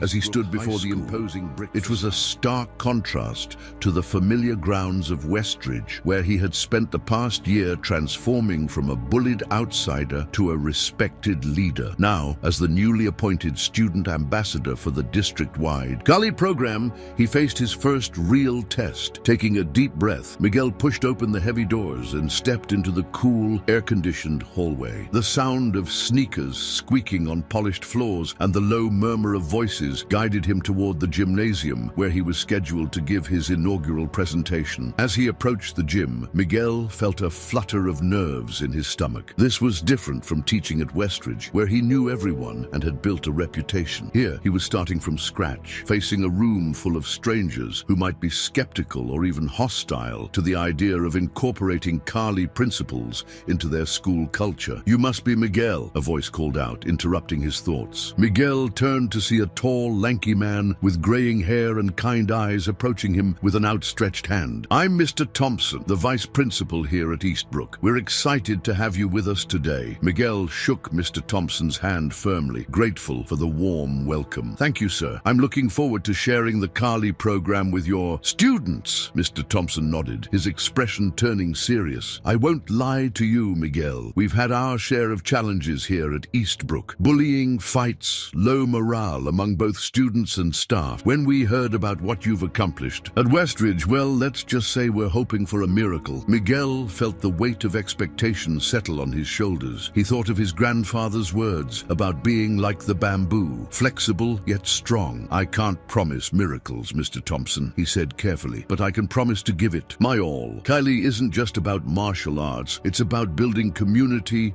respect, and self-discipline. If we can instill those values, I believe real change is possible." Mr. Thompson's face softened into a smile. "That's all we can ask for, son. Now, let's get you set up in the gym." As they entered the gymnasium, Miguel was struck by the size of the crowd. Rows upon rows of students filled the bleachers, their faces a mix of curiosity, boredom, and skepticism. At the front of the room, a group of teachers and administrators sat in chairs, clipboards, and notepads at the ready. Miguel made his way to the center of the gym, where a microphone had been set up. As he adjusted it to his height, he scanned the crowd, trying to get a feel for the room. His eyes landed on a group of tough-looking boys near the back, their arms crossed and expressions hostile. They reminded him of Jake and his crew from his early days at Westridge, and Miguel felt a pang of empathy. He knew the anger and insecurity that often lurked behind such tough exteriors. Taking a deep breath, Miguel began his presentation. He started not with a demonstration of Kali techniques, but with his own story, his voice steady as he recounted his experiences as the bullied new kid at Westridge. "I know what it's like to feel alone, to feel powerless," he said, his words echoing through the gym. "But I also know that every one of us has the potential for strength, for kindness, for leadership. Kaylee taught me that, and it's what I want to share with all of you." As he spoke, Miguel could see the mood in the room begin to shift. The hostile boys in the back uncrossed their arms, leaning forward slightly. Other students who had been slouching sat up straighter, their eyes fixed on Miguel. He moved on to explain the principles of Kali, emphasizing its focus on mental discipline and conflict resolution as much as physical techniques. When he demonstrated some basic movements, inviting volunteers to join him, he was pleasantly surprised by the number of hands that shot up. One of the volunteers was a small, bespectacled boy who Miguel had noticed earlier, sitting alone and trying to make himself invisible. As Miguel guided the boy through a simple blocking technique, he saw a spark of confidence ignite in the youngster's eyes. "Great job," Miguel encouraged him. "Remember, in Kali, size doesn't matter. It's about using your mind as much as your body." The boy beamed, standing a little taller as he returned to his seat. As the presentation drew to a close, Miguel opened the floor for questions. To his surprise, one of the tough-looking boys from the back raised his hand. This all sounds great and all," the boy said, his voice gruff but uncertain. "But how's this Kali stuff supposed to help when someone's really trying to mess you up? Like for real?" Miguel nodded, appreciating the boy's honesty. "That's a great question," he said. "Kali does teach effective self-defense techniques, but more importantly, it teaches you how to avoid conflicts in the first place. Reading situations and people. Most fights can be prevented before they even start, if you know what to look for." The boy seemed to consider this, nodding slowly. As the assembly dispersed, Miguel found himself surrounded by students and teachers, all eager to learn more about the Kali program. He answered questions, demonstrated techniques, and exchanged contact information with those interested in starting a Kali club at Eastbrook. Mr. Thompson approached him as the last of the crowd dispersed, a wide smile on his face. "Miguel, that was incredible," he said. "I haven't seen our students this engaged in, well, I can't remember how long. I think you've really started something here." Miguel felt a warmth spread through his chest at the praise, but he remained humble. "Thank you, sir, but this is just the beginning. The real work starts now, with your students and teachers taking these principles and making them their own." As Miguel left Eastbrook that day, he felt a mixture of exhaustion and exhilaration. He had faced his first real test as a student ambassador and had passed with flying colors, but he knew that this was just the first step on a long journey. Over the next few weeks, Miguel's schedule became a whirlwind of school visits, workshops, and meetings. He traveled across the district, sharing the Kali program with students and teachers from all walks of life. Each school presented its own unique challenges and rewards. At Riverdale High, a school known for its high academic standards and intense competition, Miguel focused on how Kali principles could help students manage stress and find balance in their lives. At Greenwood Alternative, a school for students who had struggled in traditional educational settings, he emphasized Kali's teachings on self-discipline and personal growth. Throughout it all, Miguel never forgot his roots. He made sure to stay involved with the Kali Club at Westridge, often bringing students from other schools to observe and participate in their sessions. Jake, who had continued to grow and mature under the influence of Kali, became one of Miguel's most valuable allies, often accompanying him on school visits to share his own story of transformation. One afternoon, as Miguel was preparing for a presentation at Lakeview Middle School, he received an unexpected call from Dr. Chen. "Miguel," Dr. Chen's voice crackled through the phone. "I hope I'm not interrupting anything important." "Not at all, Dr. Chen," Miguel replied, curious about the reason for the call. "What can I do for you?" "Well," Dr. Chen began, a note of excitement in her voice, "I have some news that I think you'll be interested in. The success of our Kali program has caught the attention of the State Board of Education. They're considering implementing a similar program statewide, and they want to meet with you to discuss the possibility." Miguel felt his heart skip a beat. Statewide implementation. That was beyond anything he had imagined when he first started this journey. That's incredible," he managed to say, his mind racing with the implications. "When would this meeting be?" "They're sending a representative next week," Dr. Chen replied. "I know it's short notice, but this could be a huge opportunity. Miguel, not just for you, but for students across the state." As Miguel hung up the phone, he felt a familiar mix of excitement and apprehension wash over him. The potential to impact even more lives was thrilling, but he also knew that such an expansion would come with its own set of challenges. He thought back to his early days at Westridge, to the lonely, bullied boy he had been. He thought of Jake, of Sarah, of all the students whose lives had been touched by the Kali program. And he thought of his grandfather, whose wisdom and teachings had set him on this path. Taking a deep breath, Miguel centered himself just as he had been taught in his Kali training. Whatever challenges lay ahead, he would face them with the same principles that had brought him this far: respect, discipline, and an unwavering belief in the potential for positive change. As he gathered his materials and headed out to his presentation at Lakeview, Miguel felt a renewed sense of purpose. The journey ahead might be long and difficult, but he was ready to take it on, one step at a time. The following week, Miguel found himself sitting in the conference room at the district office, facing a panel of officials from the State Board of Education. Despite his experience presenting to large groups of students, he felt a flutter of nerves in his stomach as he looked at the serious faces before him. Dr. Chen sat beside him, offering a reassuring smile as the meeting began. The lead representative, a stern-looking woman named Ms. Hawkins, started by outlining the state's concerns about rising incidents of bullying and violence in schools. "We've been impressed by the results of your Kali program, Mr. Reyes, businesslike, but we need to understand exactly how this works. How do you ensure that teaching martial arts doesn't lead to more violence?" Miguel took a deep breath, centering himself before he responded. "Kali isn't just about martial arts, Ms. Hawkins," he began. "At its core, it's a philosophy of respect, self-discipline, and conflict resolution. The physical techniques are just one part of a holistic approach to personal development." He went on to explain how the program had been implemented at Westridge and other schools in the district, emphasizing the focus on mental and emotional skills skills as much as physical ones. He shared data on the reduction in disciplinary incidents and the improvement in academic performance. As he spoke, Miguel could see the skepticism in Ms. Hawkins' eyes begin to soften. Other members of the panel leaned forward, clearly engaged by his words. One official, a younger man with a friendly face, raised his hand. "This all sounds wonderful, Miguel," he said, "but how scalable is it? Can these principles really be applied in schools across the state with different demographics and challenges?" Miguel nodded, appreciating the question. "That's an excellent point, sir. One of the beauties of Cali is its adaptability. While the core principles remain the same, the specific implementation can be tailored to the needs of each school and community." He went on to describe how the program had been adapted for different schools in the district, from high-achieving academic environments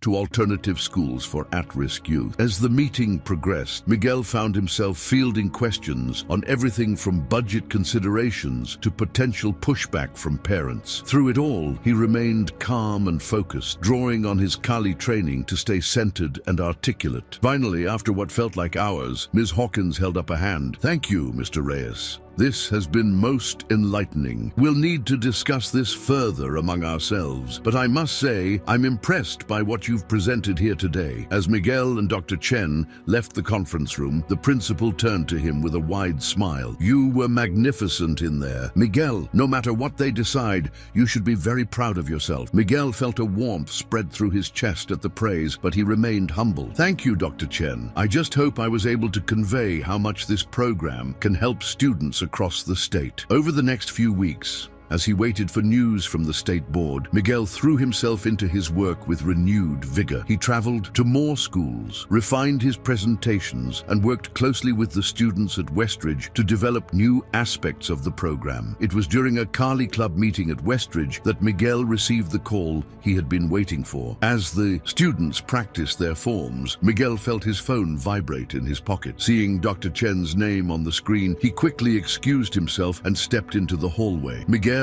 Dr. Chen's voice was filled with excitement. "I have wonderful news. The state board has approved a pilot program to implement Kali-based curriculum in schools across the state. They want you to lead the development and implementation team." Miguel felt his knees go weak, and he leaned against the wall for support. This was beyond anything he had dared to hope for. That's amazing, Dr. Chen," he managed to say, his voice thick with emotion. "When do they want to start?" "They're looking to launch the pilot program next semester," Dr. Chen replied. "It's a big undertaking, Miguel. Are you ready for this?" Miguel took a deep breath, thinking of all that had led him to this moment. He thought of his grandfather's teachings, of the transformation he had witnessed in himself and his fellow students. He thought of all the kids out there who might benefit from what he had to share. "Yes," he said firmly, "I'm ready." As he hung up the phone and walked back into the gym, Miguel felt a sense of coming full circle. He watched the students moving through their Kali forms, their faces focused and determined. He saw Jake helping a younger student perfect a technique, his patience and kindness a far cry from the bully he had once been. Miguel cleared his throat, calling the class to attention. As the students gathered around him, he shared the news about the statewide pilot program. The room erupted in cheers and congratulations, with students hugging Miguel and each other in excitement. As the noise died down, Miguel held up his hands. "This is an incredible opportunity," he said, his voice serious, "but it's also a huge responsibility. We've built something special here at Westridge, and now we have the chance to share it with students across the state. I'm going to need your help to make this work." The students nodded solemnly, understanding the weight of the moment. Sarah stepped forward. "We're with you, Miguel," she said, her voice strong and clear. "Whatever you need, we're here to help." Jake nodded in agreement. "Yeah, man, you changed my life with this program. If we can do that for other kids, I'm all in." Miguel felt a lump form in his throat as he looked at the faces of his friends and students. He thought of how far they had all come, of the challenges they had overcome together, and he knew that whatever lay ahead, they would face it as a team, united by the principles of Kali and the bonds they had formed. As the meeting wrapped up and students began to file out of the gym, Miguel remained behind, taking taking a moment to center himself. He thought of the long road ahead, of the challenges and opportunities that awaited him, but he also thought of the quiet, lonely boy he had been when he first arrived at Westridge, and of how far he had come. With a small smile, Miguel began to move through the fluid motions of a Kali form, his body remembering the rhythms taught to him by his grandfather. As he flowed from one movement to the next, he felt a sense of peace and purpose wash over him. Whatever the future held, he was ready to face it, armed with the wisdom of Kali, the support of his community, and the strength he had discovered within himself. The journey ahead would not be easy, but Miguel knew he wouldn't be walking it alone. With each step, he would be carrying the spirit of Kali, the love of his family, and the hopes of all those whose lives he had touched and would touch in the future. As the last rays of sunlight streamed through the gym windows, Miguel completed his form, bowing deeply to the empty room. Tomorrow would bring new challenges, new opportunities for growth. But for now, in this moment, he was exactly where he needed to be, poised on the threshold of a new chapter in his journey. The early morning sun cast long shadows across the Westridge High School parking lot as Miguel pulled in, his car laden with boxes of materials for the day's training session. It had been 6 months since the State Board of Education had approved the pilot program to implement Kali-based curriculum across the state, and today marked a significant milestone, the first large-scale training session for teachers and administrators from various districts. As Miguel unloaded his car, he caught sight of familiar faces arriving. Jake and Sarah, now college freshmen but still deeply involved with the Kali program, waved as they approached to help. "Big day, huh?" Jake grinned, grabbing a box. "You ready for this?" Miguel nodded, taking a deep breath. "As ready as I'll ever be. Thanks for coming to help out, guys. It means a lot." Sarah squeezed his arm reassuringly. "We wouldn't miss it. This is our baby too, you know." As they made their way to the gymnasium, now transformed into a conference space with rows of chairs and a podium at the front, Miguel's mind wandered to the whirlwind of the past few months. The process of developing a standardized curriculum that remained true to the principles of Kali, while being accessible to a wide range of students and teachers, had been challenging. There had been late nights poring over lesson plans, heated debates with education experts, and moments of doubt when the task seemed insurmountable. But through it all, Miguel had held on to the core tenets of Kali: adaptability, perseverance, and the belief in the potential for positive change. He had drawn strength from the support of his mentors, including Dr. Chen and his grandfather, who had flown in from the Philippines to assist with the program development. As educators from across the state began to file into the gym, Miguel felt a familiar mix of nervousness and excitement. He recognized some faces from his previous school visits, but many were new. The diversity of the group, ranging from young, enthusiastic teachers to seasoned administrators, reminded Miguel of the broad impact this program could have. Dr. Chen approached, her face beaming with pride. "It's quite a turnout, Miguel. Are you ready to begin?" Miguel nodded, straightening his tie. "I think so. Let's do this." As he made his way to the podium, Miguel felt the weight of expectation on his shoulders. This wasn't just about teaching martial arts techniques. It was about introducing a philosophy that could potentially reshape the educational landscape of the entire state. "Good morning, everyone," Miguel began, his voice steady, despite the butterflies in his stomach. "Thank you all for being here today. We're about to embark on a journey together, one that I believe has the power to transform not just our schools, but the lives of countless students." As Miguel delved into the principles of Kali and how they could be applied in an educational setting, he could see the mix of curiosity and skepticism on the faces before him. He knew that for many, the idea of incorporating martial arts philosophy, perhaps even daunting. "I know some of you might be thinking, I'm not a martial artist. How can I teach this?" Miguel addressed the unspoken concern. But Kali is about so much more than physical techniques. It's about fostering respect, self-discipline, and conflict resolution. These are skills that every educator already values and strives to instill in their students. Throughout the day, Miguel, along with Jake, Sarah, and other experienced students, led workshops demonstrating how Kali principles could be integrated into various subjects and school situations. They role-played scenarios scenarios dealing with bullying, academic stress, and peer pressure, showing how Kali's emphasis on awareness and de-escalation could be applied. During a break, Miguel overheard a conversation between two teachers that made him pause. "I don't know," one said skeptically. "This all sounds great in theory, but my kids can barely sit still for a regular lesson. How am I supposed to get them to buy into all this philosophy stuff?" The other teacher nodded in agreement. "And what about parents? Some of them might not be comfortable with their kids learning anything associated with martial arts." Miguel recognized the validity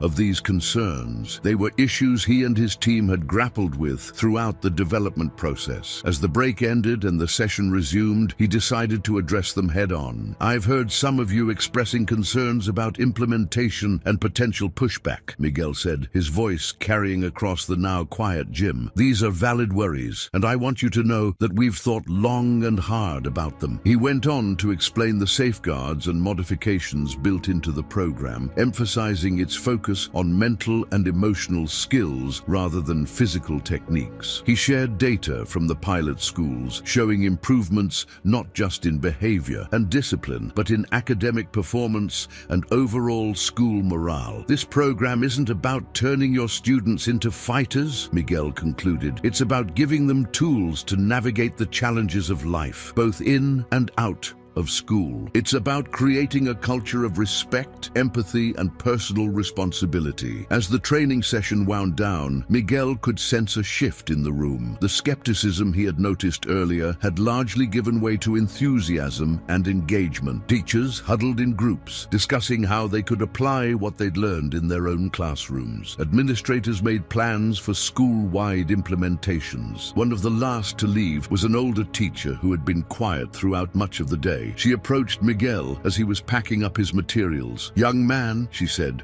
her voice warm but serious, "I've been teaching for over 30 years and I've seen a lot of programs come and go, but this feels different. I think you might really be on to something here." Miguel felt a lump form in his throat at the teacher's words. "Thank you," he said softly. "That means a lot to hear." As the gym emptied and Miguel began to clean up with Jake and Sarah's help, Dr. Chen approached, her face glowing with pride. "Miguel, that was extraordinary," she said. "The feedback I've been getting is overwhelmingly positive. I think we've really set something special in motion here." Miguel nodded, feeling a mix of exhaustion and exhilaration. "I hope so, Dr. Chen. But this is just the beginning. The real test will be how this plays out in classrooms across the state." Dr. Chen squeezed his shoulder. "And we'll face those challenges as they come. For now, take a moment to appreciate what you've accomplished. You should be very proud." As Miguel locked up the gym and headed to his car, the setting sun painting the sky in vibrant oranges and pinks, he felt a sense of both accomplishment and anticipation. The day had been a success, but he knew that the real work was just beginning. Over the next few months, Miguel's life became a whirlwind of school visits,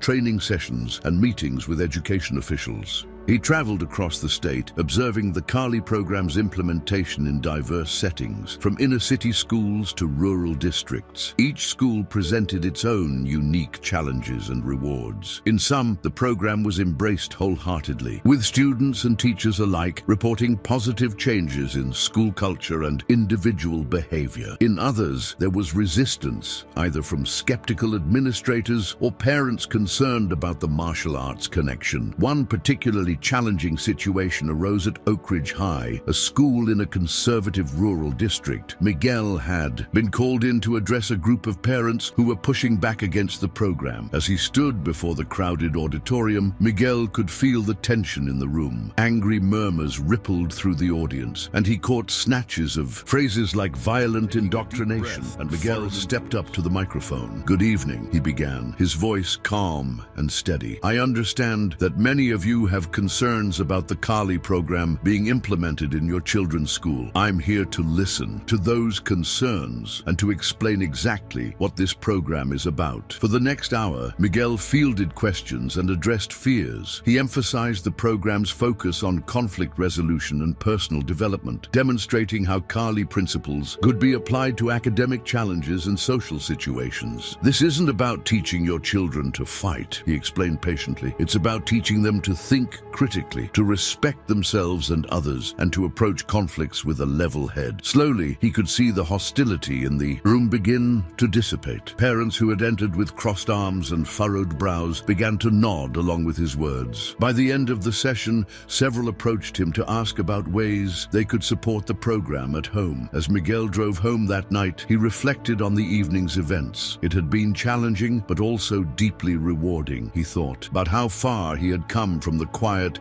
bullied kid who had arrived at Westridge High, unsure of his place in the world. Now, he was helping to shape the educational experience of students across the state. It was a responsibility that weighed heavily on him, but also one that filled him with a sense of purpose. The following week, Miguel found himself back at Westridge High for a special assembly. The school had been selected to host a visit from the state superintendent of education, who wanted to observe the Kali program in action. As Miguel stood on the stage beside Dr. Chen and the superintendent, looking out at the sea of familiar faces, he felt a surge of pride. These were the students who had been with him from the beginning, who had helped shape the program into what it had become. When I first came to Westridge, Miguel began, his voice carrying across the hushed auditorium, I was a lonely kid, struggling to fit in. I never could have imagined standing here today, talking about a program that's changing lives across the state. He went on to talk about the journey of the past year, the challenges and triumphs, and the lessons learned along the way. As he spoke, he could see nods of recognition and smiles of encouragement from his fellow students. But this isn't just my story, Miguel continued. It's our story. Every one of you has played a part in making this program what it is. You've shown what's possible when we approach challenges with respect, discipline,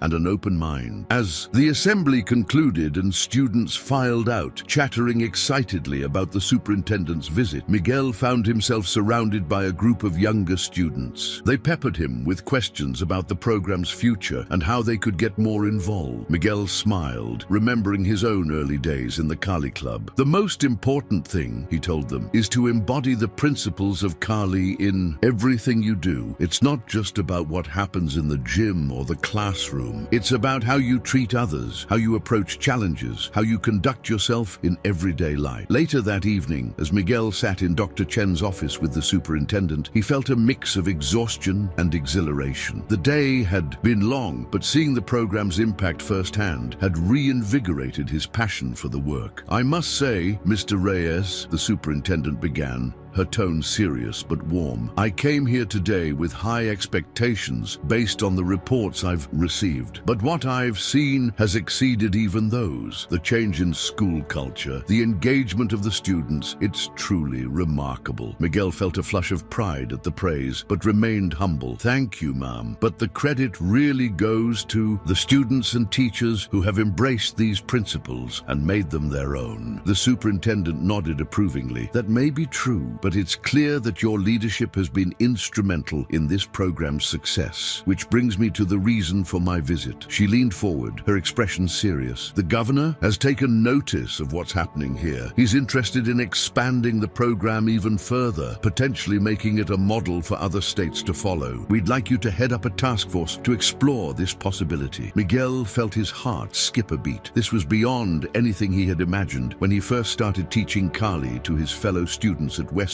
The potential to impact lives on such a large scale was both thrilling and daunting. I'm honored, Miguel managed to say, his mind racing with the implications. But this is a big step. I'd need to think about it, consult with my family and mentors. The superintendent smiled understandingly. Of course, take the time you need to consider it. But know, Miguel, what you've started here has the potential to change the face of education in this country. As Miguel left Dr. Chen's office that night, his head spinning with the day's events, he found Jake and Sarah waiting for him in the parking lot. So how'd it go? Sarah asked eagerly. What did the superintendent say? Miguel hesitated, still processing the conversation himself. She offered me a position, heading up a task force to expand the program nationally. Jake's eyes widened. Dude, that's huge. Congratulations. But Sarah, knowing Miguel well, picked up on his hesitation. But you're not sure about it, are you? Miguel sighed, leaning against his car. It's an incredible opportunity, the chance to make a real difference on a national scale, but it's also a huge responsibility, and I can't help but wonder if I'm ready for it. Jake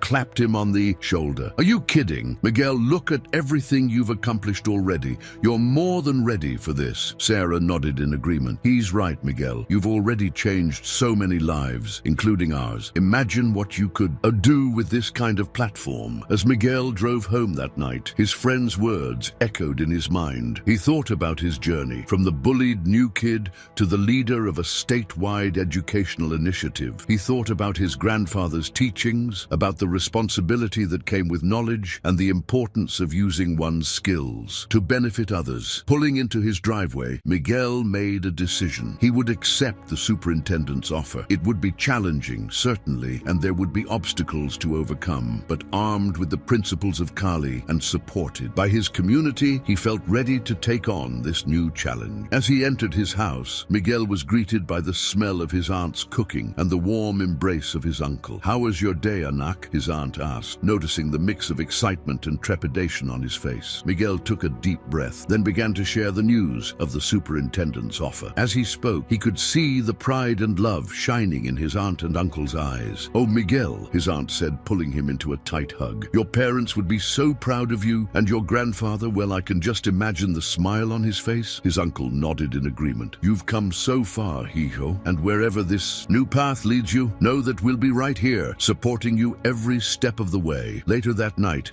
as Miguel lay in bed, his mind still buzzing with the possibilities that lay ahead, he reflected on the incredible turn his life had taken. From a bullied outsider to a catalyst for change on a national level, he had discovered strengths within himself he never knew he possessed. He thought about all the students out there, in schools across the country, who might be feeling lost, alone, or powerless. Kids like he had been, like Jake had been, searching for a way to connect, to belong, to make a difference. In that moment, Miguel knew that accepting this new role was the right decision. Yes, it would be challenging. Yes, it would require sacrifice and hard work. But if he could help even a fraction of those students find their own inner strength, their own path to growth and connection, it would all be worth it. As he drifted off to sleep, Miguel felt a sense of peace and purpose wash over him. Tomorrow would bring new challenges, new opportunities for growth, but he was ready to face them, armed with the wisdom of Kali, the support of his community, and the strength he had discovered within himself. The journey ahead would not be easy, but Miguel knew he wouldn't be walking it alone. With each step, he would be carrying the spirit of Kali, the love of his family, and the hopes of all those whose lives he had touched and would touch in the future. As the first light of dawn began to creep through his window, Miguel smiled in his sleep, ready to embrace whatever the new day might bring. The quiet Filipino kid who had once felt so out of place had found his voice, his purpose, and his place in the world. And he was just getting started. The Washington, D.C. sun beat down relentlessly as Miguel stepped out of the air-conditioned comfort of his taxi. He squinted against the glare, taking in the imposing facade of the Department of Education building. It had been 2 years since he'd accepted the position as head of the National Kali Education Task Force, and today marked a crucial milestone in their efforts. As he climbed the steps, briefcase in hand, Miguel couldn't help but reflect on the journey that had brought him here. From the bullied new kid at Westridge High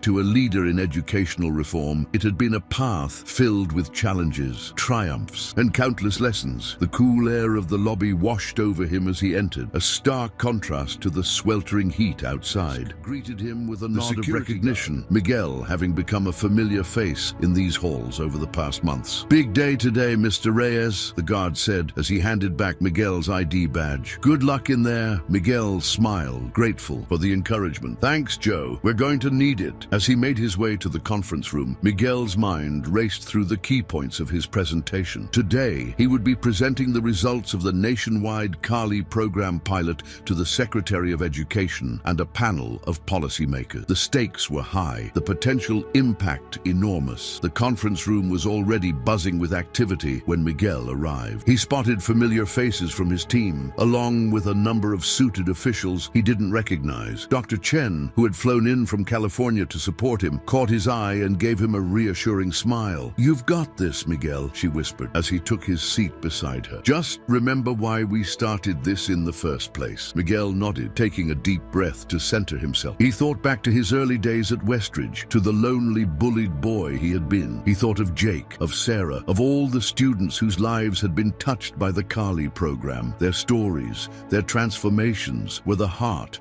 of what he was fighting for. As the Secretary of Education called the meeting to order, Miguel straightened in his chair, ready to present the culmination of years of hard work and dedication. "Good morning, everyone," Miguel began, his voice steady despite the butterflies in his stomach. 2 years ago, we embarked on an ambitious journey to revolutionize the way we approach education in this country. Today, I'm here to share with you the results of that journey. For the next hour, Miguel laid out the data from the nationwide pilot program. He presented statistics showing significant decreases in bullying incidents, improvements in academic performance, and increased student engagement across participating schools. But more than just numbers, he shared stories, putting faces and names to the data. He told them about Emma, a shy 7th grader from Ohio who had found her voice and confidence through the program. He spoke of Mr. Johnson, a veteran teacher in Florida who had been on the verge of burnout but found renewed passion for his profession through Carly principles. As he spoke, Miguel could see the expressions on the faces before him changing. Skepticism gave way to interest, and in some cases to outright enthusiasm.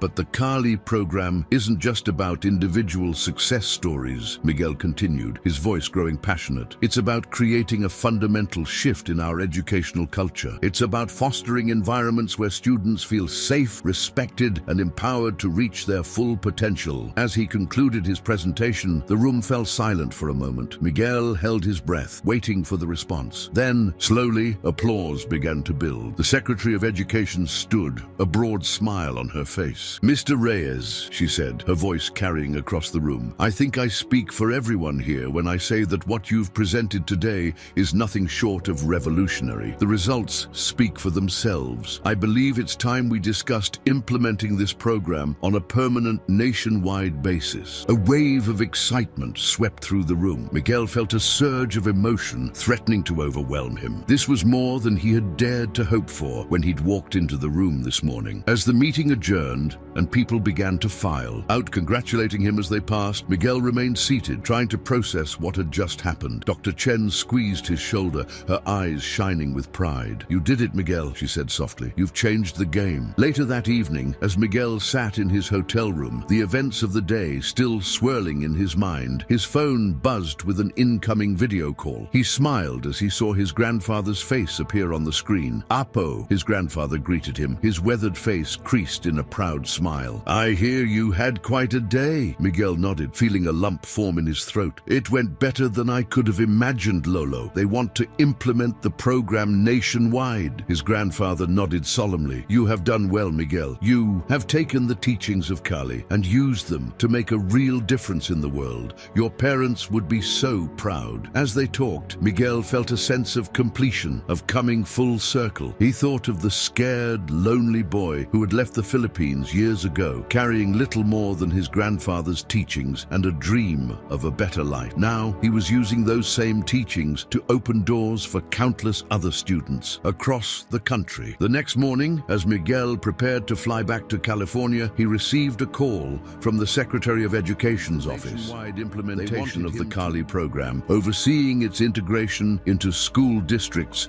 across the country. As he considered the offer, Miguel thought about the responsibility it entailed. This wasn't just about teaching martial arts techniques or even about implementing a new curriculum. It was about fundamentally changing the way schools approached education, about creating environments where every student had the opportunity to thrive. He thought about the challenges that lay ahead. There would be resistance, skepticism, and setbacks. But he also thought about the potential impact, about the lives that could be changed, the students who could be empowered. With a deep breath, Miguel accepted the position. He knew the road ahead would be difficult, but he felt ready to face whatever challenges might come. Armed with the principles of Kali, supported by his team and his community, he was prepared to take this next big step. Over the next few months, Miguel's life became a whirlwind of activity. He traveled across the country, meeting with education officials, training teachers, and overseeing the program's implementation in diverse school districts. Each location presented its own unique challenges. In some areas, there was enthusiasm for the program from the start. In others, Miguel faced skepticism and resistance, but he approached each situation with the patience and adaptability that Kali had taught him. One particularly challenging situation arose in a small town in the Midwest. The local school board was hesitant to implement the program, concerned about its martial arts connection and worried it might promote violence. Miguel arrived in town on a crisp autumn morning, the streets lined with trees ablaze in red and gold. As he walked into the town hall for the school board meeting, he could feel the tension in the air. "Mr. Reyes," the board chairman began, his tone guarded, "we appreciate you coming all this way, but I have to be honest, many of us have reservations about this program. Our community values tradition, and we're not sure this, well, foreign influence is appropriate for our children." Miguel nodded, understanding the man's concerns. "I appreciate your honesty," he replied, "and I understand your reservations. But if you'll allow me, I'd like to show you what this program is really about." Over the next hour, Miguel didn't just talk about the program, he demonstrated it. He invited board members to participate in simple exercises, showing them how Kali principles could be applied to everyday situations. He shared stories of how the program had transformed schools, not by teaching fighting techniques, but by fostering respect, self-discipline, and conflict resolution skills. By the end of the session, the mood in the room had shifted. Board members, who had entered with crossed arms and furrowed brows, were now nodding along, asking enthusiastic questions about implementation. As Miguel left the town hall that evening, the chairman approached him. "Mr. Reyes," he said, extending his hand, "I owe you an apology. I had misjudged this program and you. We would be honored to implement Kali in our schools." This scenario, it played out with variations in towns and cities across the country. Slowly but surely, Miguel and his team were changing minds and opening doors. But the work was not without its toll. The constant travel, the long hours, the emotional energy required to continually advocate for the program all began to wear on Miguel. There were nights when he lay awake in yet another hotel room, questioning whether he was really making a difference, wondering if the sacrifices were worth it. It was during one of these moments of doubt that Miguel received an unexpected email. It was from Jake, his former bully-turned-friend and supporter. "Hey Miguel," the email read, "I hope this finds you well. I know you're out there changing the world and all, but I wanted to share something with you. Remember how I told you I was thinking of becoming a teacher? Well, I did it. I'm now teaching at an inner-city school in Chicago, and I'm using everything I learned from you and the Kali program every single day. Last week, I had a kid in my class. Reminded me a lot of myself at that age. Angry, always looking for a fight. I used some of the Kali techniques you taught us. Got him to open up. Turns out he's dealing with a lot at home. We're working on it now, getting him the support he needs. I guess what I'm trying to say is, what you started, it's still rippling out, changing lives in ways you might not even realize. So if you're ever doubting whether it's all worth it, just remember, you're not just changing schools, you're changing futures. Keep fighting the good fight, brother." As Miguel read the email, he felt a warmth spread through his chest, chasing away the doubts that had been plaguing him. This was why he was doing this work,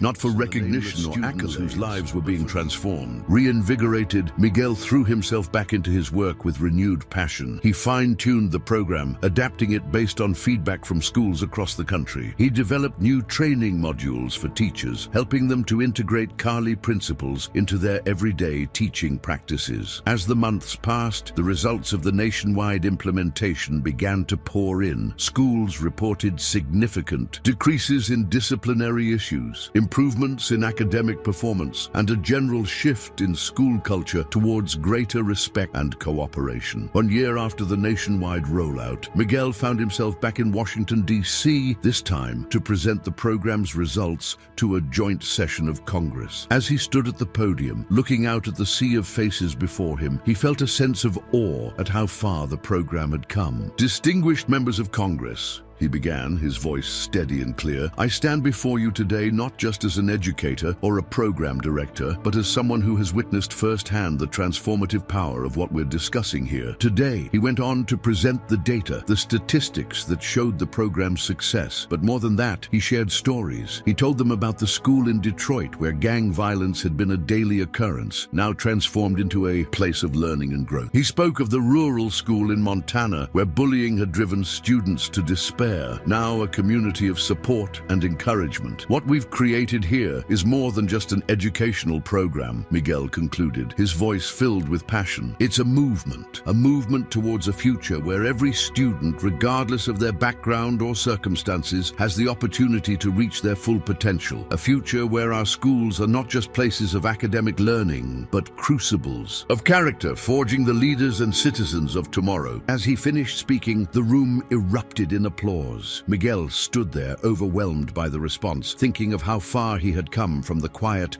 bullied boy he had once been. In the days that followed, Miguel found himself at the center of a media whirlwind. There were interviews, photo shoots, even talk of a book deal, but through it all, he remained grounded, always returning to the core principles of Kali that had guided him on this journey. It was during this busy time that Miguel received news that brought everything into perspective. His grandfather, the man who had first introduced him to Kali and set him on this path, had fallen ill. Without hesitation, Miguel cleared his schedule and booked the first flight to the Philippines. As the plane took off, he found himself reflecting on his journey, on the twists and turns that had brought him to this point. He thought of his first days at Westridge High, of the loneliness and fear he had felt. He remembered the moment he had first stood up to Jake, the surge of confidence that had come not from violence but from standing his ground. He thought of Sarah, of Dr. Chen, of all the people who had supported and believed in him along the way. He thought of the countless students whose lives had been touched by the Kali program, of the ripple effects that were still spreading out across the country. As the plane began its descent into Manila, Miguel felt a sense of coming full circle. He was returning to where it all began, carrying with him the fruits of a journey he could never have imagined when he first left. At the hospital, Miguel found his grandfather weak but alert. As he sat by the old man's bedside, holding his weathered hand, Miguel felt a surge of emotion. "Lolo," he said softly, "I want you to know everything I've accomplished. It all started with you, with what you taught me." His grandfather smiled, his eyes shining with pride. "No, Apo," he replied, his voice barely above a whisper. "I merely showed you the path. You were the one brave enough to walk it." They talked for hours, Miguel sharing stories of the program's success, his grandfather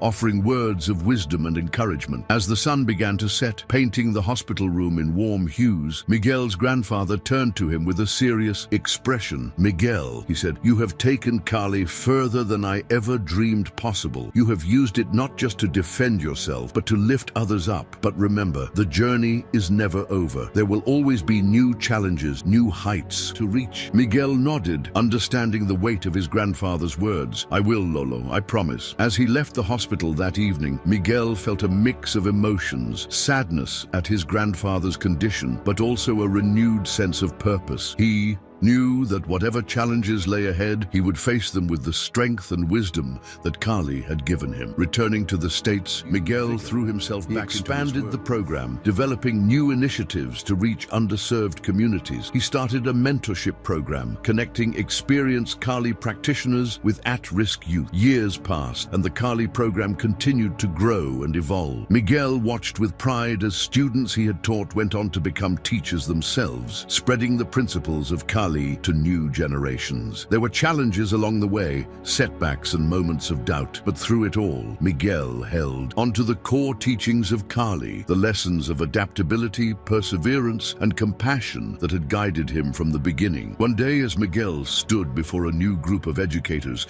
preparing to train them in the Kali program, he caught sight of his reflection in the window. He saw not just the man he had become, but echoes of the boy he had been, the long journey that had brought him to this point. With a smile, he turned back to the group, ready to begin again, to share the wisdom of Kali, to continue the endless journey of growth and transformation. For Miguel knew that in Kali, as in life, there was always more to learn, always another challenge to face, always another opportunity to rise and grow stronger. The autumn sun cast long shadows across the Westridge High School campus as Miguel Reyes stepped out of his car. It had been 20 years since he first arrived here as a quiet, bullied Filipino kid, and now he was returning as the keynote speaker for the school's centennial celebration. The familiar building stirred a whirlwind of memories, both bitter and sweet. As he walked towards the main entrance, Miguel noticed how much had changed. The old weathered brick facade had been renovated, gleaming with fresh paint. New wings had been added, housing state-of-the-art facilities. Yet there was still an essence of the place he remembered, a feeling that tugged at his heart. "Miguel, is that really you?" a voice called out, breaking through his reverie. He turned to see Sarah jogging towards him, her face lit up with a wide smile. Despite the years that had passed, she still had the same vibrant energy he remembered from their high school days. "Sarah!" Miguel exclaimed, embracing his old friend. "It's so good to see you. How long has it been?" Sarah laughed, stepping back to look at him. "Too long. What, 5 years since the last reunion? You look great, by the way. Being a big shot education reformer must agree with you." Miguel chuckled, shaking his head. "Hardly a big shot. Just doing what I can to make a difference. How about you still teaching here?" "You bet," Sarah replied proudly. "History department head now. And I'm still running the Kali Club you started all those years ago." A warmth spread through Miguel's chest at her words, to know that the club was still going strong, still impacting students' lives, filled him with a sense of pride and purpose. As they walked into the school, Miguel was struck by how much had changed inside as well. The hallways were brighter, lined with colorful murals and student artwork. Displays showcasing academic and athletic achievements filled glass cases along the walls. But what caught Miguel's attention most were the students. They moved through the halls with a sense of ease and confidence he didn't remember from his time here. There was a noticeable absence of the cliques and tension he had experienced as a teenager. Sarah, noticing his observations, smiled. "It's different now, isn't it? The Kali program you started, it's become a fundamental part of our school culture. It's not just a club anymore. It's a way of life here." Miguel nodded, taking it all in. "I can see that. It's incredible, really. I never imagined it would have such a lasting impact." As they approached the auditorium where the centennial celebration was to be held, Miguel felt a flutter of nerves in his stomach. It had been a long time since he'd felt this way before a speech. But then again, this wasn't just any speech. This was a return to where it all began. Inside the auditorium, a sea of faces turned towards him as he made his way to the stage. He recognized some former classmates and teachers who had aged but still held echoes of their younger selves. But most were new, generations of students who had come after his time. As he took his place at the podium, Miguel took a deep breath, centering himself just as he had learned to do all those years ago in his first Kali lessons. "Good morning, Westridge," he began, his voice strong and clear. "It's an honor to be here with you today, celebrating 100 years of this incredible institution. But if you'll indulge me, I'd like to take you back just 20 years to a day that changed my life, and in many ways changed this school." Miguel went on to recount his first day at Westridge, the fear and isolation he had felt as the new kid, the target of bullies. He spoke of the turning point, the day he had used and inadvertently set in motion a chain of events that would transform the school. "But this story isn't about me," Miguel continued, his gaze sweeping across the audience. "It's about all of you. It's about every student who has ever felt alone or afraid. It's about every teacher who has gone above and beyond to make a difference in a child's life. It's about the power we all have to create positive change." As he spoke, Miguel could see the impact of his words reflected in the faces before him. There were nods of understanding, eyes shining with unshed tears, and expressions of determination. "The Kali program we started here wasn't just about learning martial arts techniques," Miguel explained. "It was about fostering respect, self-discipline, and conflict resolution. It was about creating a community where everyone feels valued and empowered. He went on to talk about how the program had grown beyond Westridge, spreading to schools across the country and even internationally. He shared stories of lives transformed, of schools that had gone from hotbeds of bullying and violence to nurturing environments of learning and growth. But the work is far from over, Miguel said, his voice taking on a note of urgency. In a world that often seems divided and full of conflict, the principles of Kali are more important than ever. Each of you has the power to be a force for positive change, to stand up for what's right, to lift others up instead of tearing them down. As he concluded his speech, the auditorium erupted in applause. Miguel stood there, overwhelmed by the response, feeling a profound sense of connection to this place and these people. After the ceremony, as Miguel mingled with attendees, he was approached by a young student, her eyes wide with admiration. "Mr. Reyes," she said, her voice trembling slightly, "I just wanted to thank you. The Kali Club, it saved my life. I was in a really dark place last year, being bullied, feeling like I didn't belong. But the club gave me a place where I felt accepted, where I could be myself." Miguel felt a lump form in his throat. "Thank you for sharing that with me," he said softly. "Remember, the strength you found was always within you. Kali just helped you discover it." As the day wore on, Miguel found himself drawn back to the old gym where he had first started the Kali Club. Sarah, sensing his nostalgia, offered to show him around. The gym had been updated over the years, with new equipment and a fresh coat of paint. But as Miguel stepped onto the mats,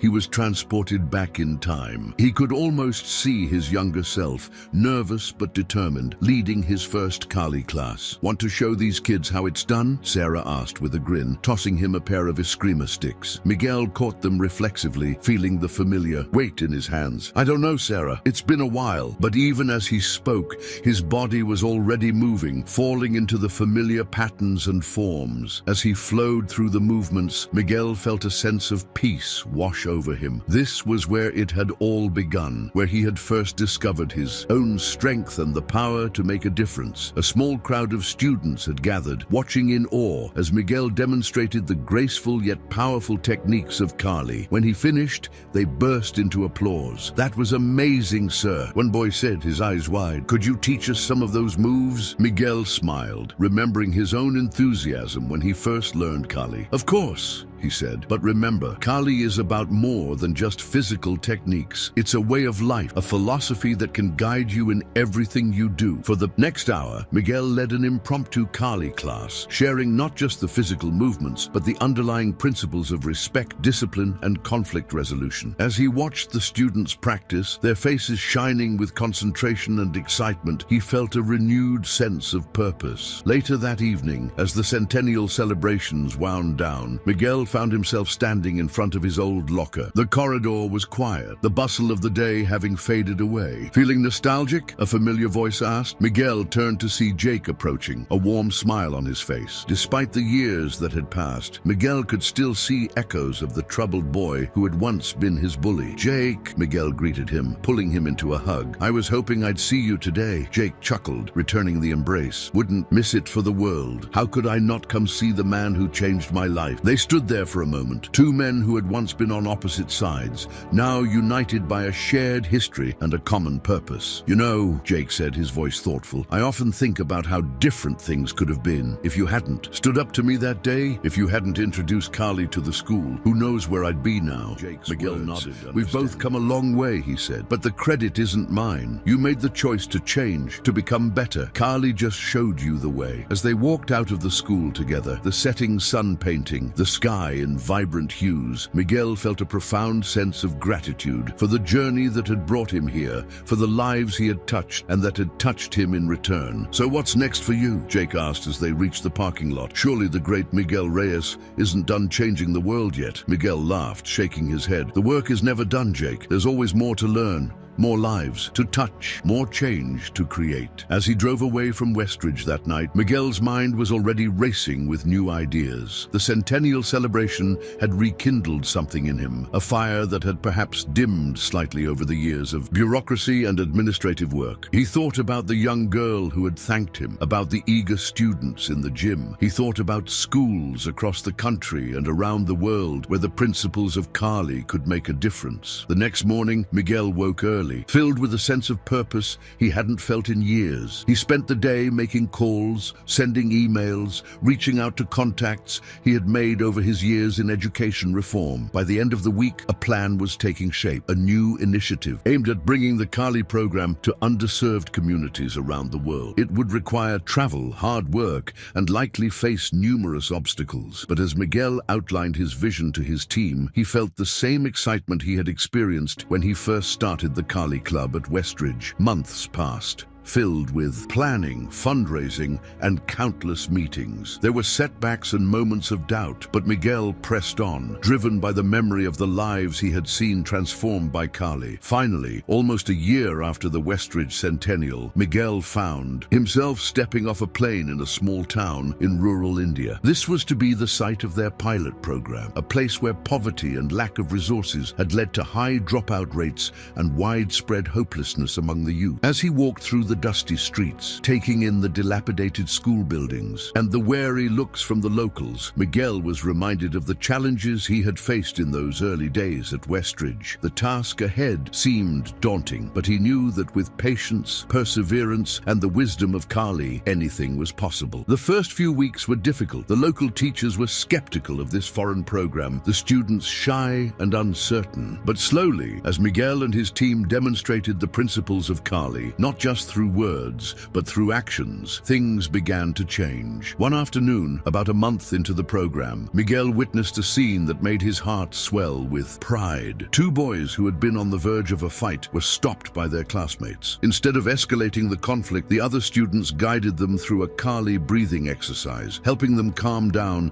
and resolve their dispute peacefully. As the program progressed, the changes became more pronounced. School attendance improved, incidents of bullying decreased, and there was a new sense of community among the students and teachers. One day, as Miguel was observing a Kali class, he felt a tug on his sleeve. He turned to see a young girl, no more than 12, looking up at him with serious eyes. "Sir," she said in halting English, "I want to thank you. Before, I did not like school. I was afraid, but now I am strong. I can help others be strong too." Miguel knelt down to her level, deeply moved by her words. "You were always strong," he told her gently. "Kali just helped you see it, and now you can help others see their own strength. That's what it's all about." As he watched the girl rejoin her classmates, Miguel felt a familiar warmth spread through his chest. This was why he had started this journey all those years ago. Not for recognition or accolades, but for moments like these, where a life was changed, where hope was kindled. The success of the pilot program in India led to expansions in other countries. Over the next few years,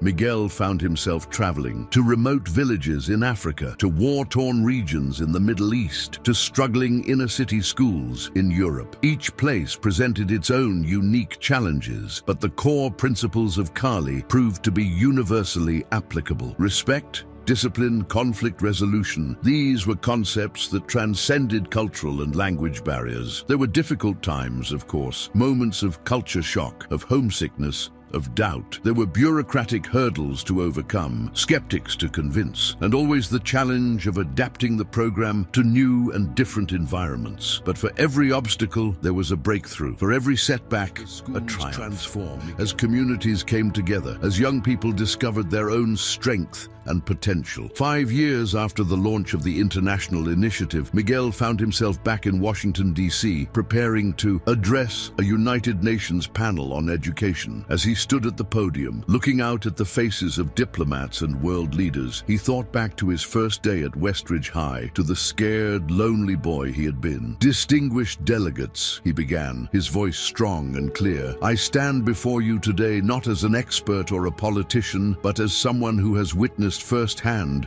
the transformative power of education. Not just education in the traditional sense, but education that nurtures the whole person, that builds character as well as knowledge." He went on to share the story of Kali, from its origins in his high school days to its current global reach. He spoke of lives changed, of communities transformed, of hope rekindled in places where it had long been extinguished. "What we've created is more than just an educational program," Miguel concluded, his voice filled with passion. "It's a movement towards a future where every child, regardless of where they're born or what circumstances they face, has the opportunity to discover their own strength, to reach their full potential, to become agents of positive change in their communities and in the world. As he finished speaking, the room erupted in applause. Miguel stood there, overwhelmed by the response, thinking of how far he had come from the quiet, bullied boy he had once been. In the days that followed, Miguel found himself at the center of a media whirlwind. There were interviews, photo shoots, even talk of a Nobel Peace Prize nomination.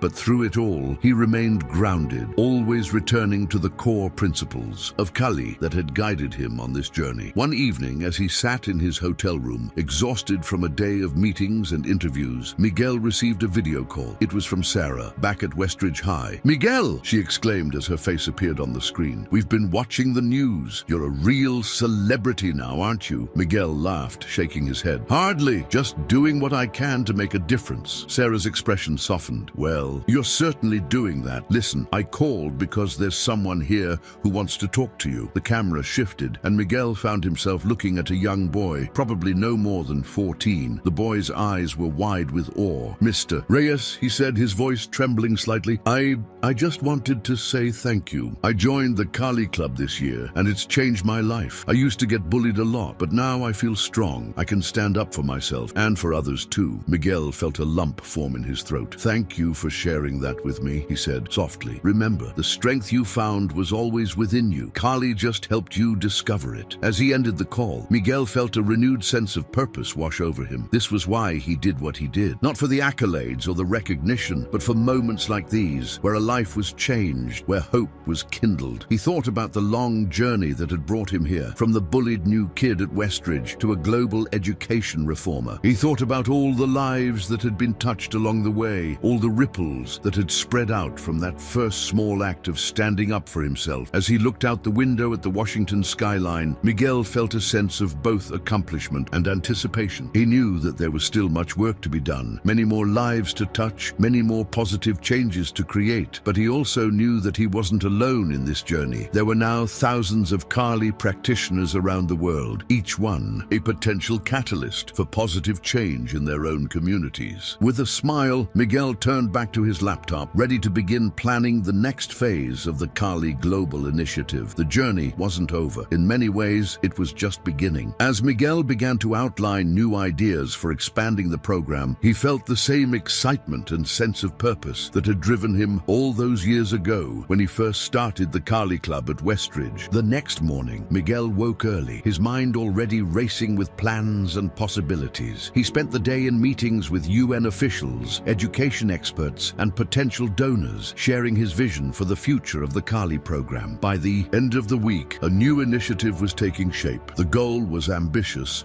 to establish Kali-based education programs in every country within the next decade. It would require unprecedented levels of cooperation between governments, NGOs, and local communities. But Miguel was confident that the universal principles of Kali could bridge cultural and political divides. As he boarded his flight back to California, journey that had brought him to this point. From the bullied new kid at Westridge to a globally recognized education reformer, his life had taken turns he never could have imagined. But even as he looked to the future, Miguel knew the importance of staying connected to his roots. Upon landing, his first stop wasn't his office or his home, but Westridge High School. As he walked through the familiar halls, now adorned with posters promoting the Kali program and student achievements, Miguel felt a sense of coming full circle. He made his way to the gym, where Sarah was leading a Kali class. Miguel stood quietly at the back, watching as Sarah guided the students through their forms. He could see the focus in their eyes, the respect they showed for each other and for the practice. It was everything he had hoped for when he first introduced Kali to Westridge all those years ago. After class, Sarah spotted him and waved him over. The students' eyes widened as they recognized him, whispers of excitement rippling through the group. "Class," Sarah announced, "I'm sure you all recognize Mr. Reyes. How about we show him what you've been working on?" For the next hour, Miguel watched and participated as the students demonstrated their skills. But more than their physical prowess, he was impressed by their attitudes, the way they supported and encouraged each other. As the session wound down, a young girl approached Miguel, her eyes shining with determination. "Mr. Reyes," she said. "I want to do what you do. I want to take Carly to other schools, to help other kids like me." Miguel smiled, recognizing the same fire that had driven him at her age. "That's wonderful,"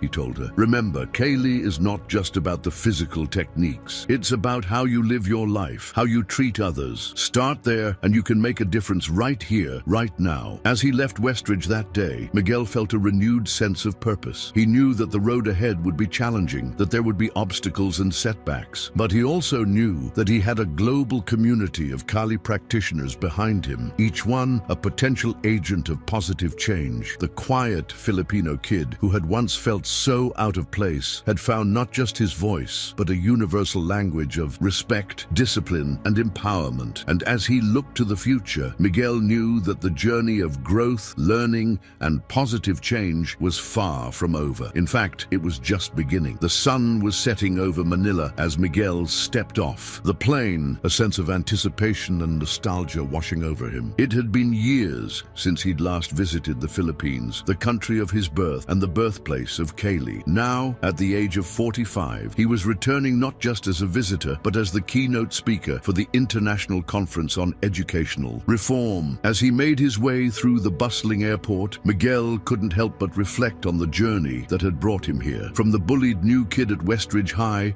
to a globally recognized education reformer, his life had taken turns he never could have imagined. And yet, in many ways, it felt like he was coming full circle. The taxi ride to his hotel took him through streets both familiar and strange. Manila had changed in the years since he'd left, growing and evolving just as he had. But beneath the new skyscrapers and modern infrastructure, he could still see glimpses of the city he remembered from his childhood. At the hotel, Miguel was greeted by a flurry of activity. Conference organizers, fellow speakers, and eager education professionals all vied for his attention. But as he made his way through the lobby, his eyes were drawn to a familiar face. "Lolo!" Miguel called out, hardly daring to believe it. His grandfather, now well into his 90s, but still standing tall, turned at the sound of his voice. A wide smile broke across the old man's weathered face. "Apo," he said warmly, opening his arms for an embrace. "Welcome home." As Miguel hugged his grandfather, he felt a wave of emotion wash over him. This was the man who had first introduced him to Kali, who had set him on the path that had led him here. "I didn't know you'd be here," Miguel said as they pulled apart. "How did you?" His grandfather's eyes twinkled with mischief. "Did you think I would miss seeing my grandson speak at such an important event? Besides, I have a surprise for you." Before Miguel could ask what he meant, they were interrupted by the arrival of more conference attendees. For the next hour, Miguel found himself shaking hands, answering questions, and scheduling meetings. But through it all, his mind kept returning to his grandfather's words. What surprise could he have in store? It wasn't until later that evening, after the welcome dinner and speeches, that Miguel finally had a chance to speak with his grandfather alone. They sat in the hotel's garden, the warm night air. "So, Lolo," Miguel began, "what's this surprise you mentioned?" The old man smiled, reaching into his pocket. He pulled out a small, intricately carved wooden box. "Do you remember this?" he asked, holding it out to Miguel. Miguel took the box, running his fingers over the familiar patterns. "Of course," he said softly. "This is the box you kept your first eskrima sticks in. You showed it to me when I started learning Kali." His grandfather nodded. "Those sticks have been passed down through our family for generations, and now it's time for them to be passed to you." Miguel looked up, startled. "Lolo, I can't accept this. These should stay with you." The old man shook his head. "No, Apo. You have taken the teachings of Kali further than any of us could have imagined. You've used them not just to defend yourself, but to lift others up, to change lives. These sticks belong with you now." With trembling hands, Miguel opened the box. Inside lay 2 eskrima sticks, their wood dark with age but still gleaming. As he lifted them, he was surprised by how light they felt, how perfectly they fit in his hands. "Thank you, Lolo," Miguel said, his voice thick with emotion. "I promise to honor our family's legacy." His grandfather placed a hand on his shoulder. "You already have, have, Apo, and I know you will continue to do so. The next morning, as Miguel prepared for his keynote speech, he found himself drawn to the eskrima sticks. He ran through a few basic forms, the familiar movements centering him, connecting him to his past, even as he prepared to speak about the future of education. As he took the stage, looking out at the sea of faces from around the world, Miguel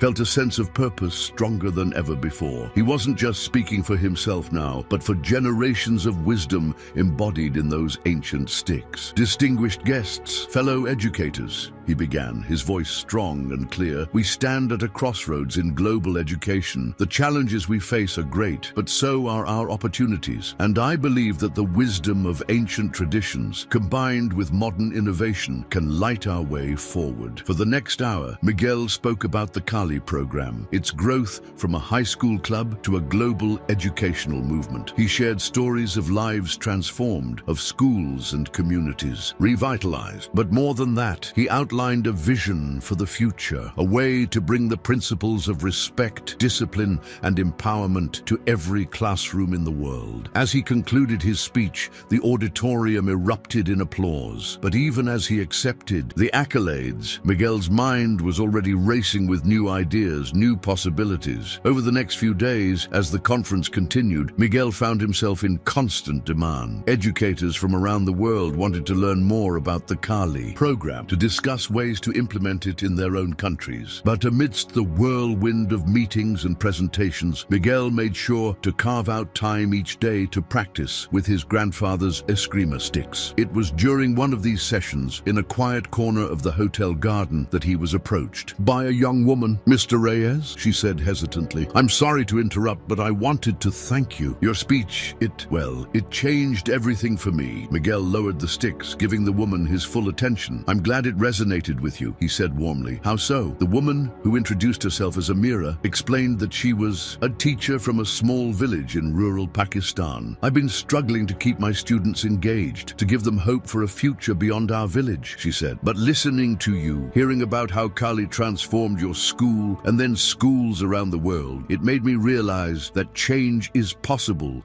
even in the most unlikely places." Miguel felt a familiar warmth spread through his chest. This was why he did what he did. For moments like these, change is always possible, he told Amira, and it often starts with just one person willing to take a stand. They talked for nearly an hour, with Miguel sharing more about the Kali program, and Amira describing the challenges she faced in her village. By the end of the conversation, plans were already forming for a pilot program in Amira's school. As the conference drew to a close, Miguel found himself filled with a renewed sense of purpose. The connections he had made, the stories he had heard, all served to reinforce his belief in the power of the Kali program to transform lives. On his last night in Manila, Miguel had dinner with his grandfather. As they sat in a small, family-owned restaurant enjoying traditional Filipino dishes, the old man studied Miguel with pride. "You have come so far, Apo," he said. "When you first left for America, I worried about you. I feared that you might lose touch with your roots, with the teachings of Kali. But you have done more than just remember them." Miguel felt a lump form in his throat. "I couldn't have done any of it without you, Lolo. Your teachings, your wisdom, they've guided me every step of the way." His grandfather reached across the table, clasping Miguel's hand. "And they will continue to guide you. But remember, the journey is never over. There will always be new challenges, new heights to reach."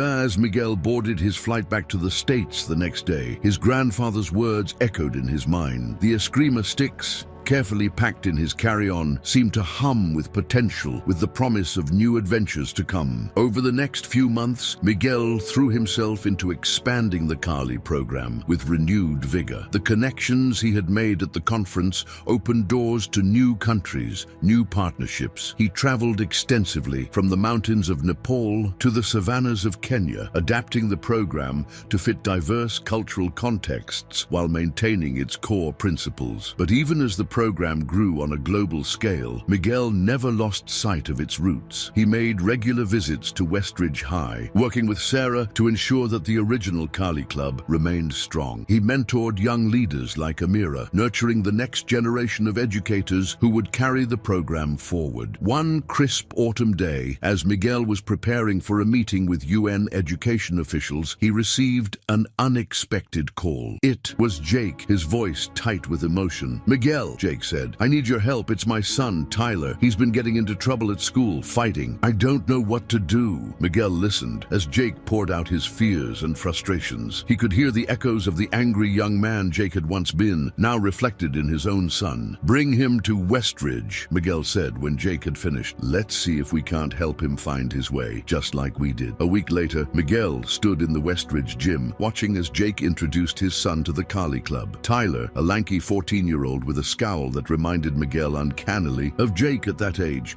stood with his arms crossed, radiating defiance. "Tyler," Miguel said, approaching the boy, "your dad tells me you've been having some trouble at school." Tyler shrugged, not meeting Miguel's eyes. "So what? Not like you can do anything about it." Miguel smiled, remembering his own anger and fear at that age. Maybe not. But how about we find out? Show me what you've got." For the next hour, Miguel worked with Tyler, guiding him through basic Kali forms. At first, the boy was resistant, his movements stiff and angry, but gradually, as he focused on the precise techniques, his tension began to ease. By the end of the session, Tyler was sweating and breathless, but there was a new light in his eyes. That was pretty cool," he admitted grudgingly. Miguel nodded, seeing the first glimmer of change in the boy. "Kali isn't just about the physical techniques," he explained. "It's about learning to control your emotions, to channel your energy in positive ways. Think you might want to learn more?" Tyler hesitated, then nodded. "Yeah, I think I do." As Jake and Tyler left the gym, Miguel felt a familiar sense of satisfaction. This was where it had all begun, with one troubled kid finding a new path. And even as he worked to expand the program globally, he knew he could never lose touch with these individual transformations. The months that followed were a whirlwind of activity. Miguel divided his time between overseeing the global expansion of the Kali program and working directly with students like Tyler. He traveled to Pakistan to help Amira implement the program in her village, to Brazil to address a conference of education ministers, to Australia to train a new group of Kali instructors. But no matter where he went, no matter how high-level the meetings or how grand the initiatives, Miguel always made time for individual students. He never forgot that at its heart, the Kali program was about personal transformation, about helping each person discover their own strength and potential. As the year drew to a close, Miguel found himself back at Westridge for the school's winter showcase. The Kali Club was set to give a demonstration, and Miguel had been invited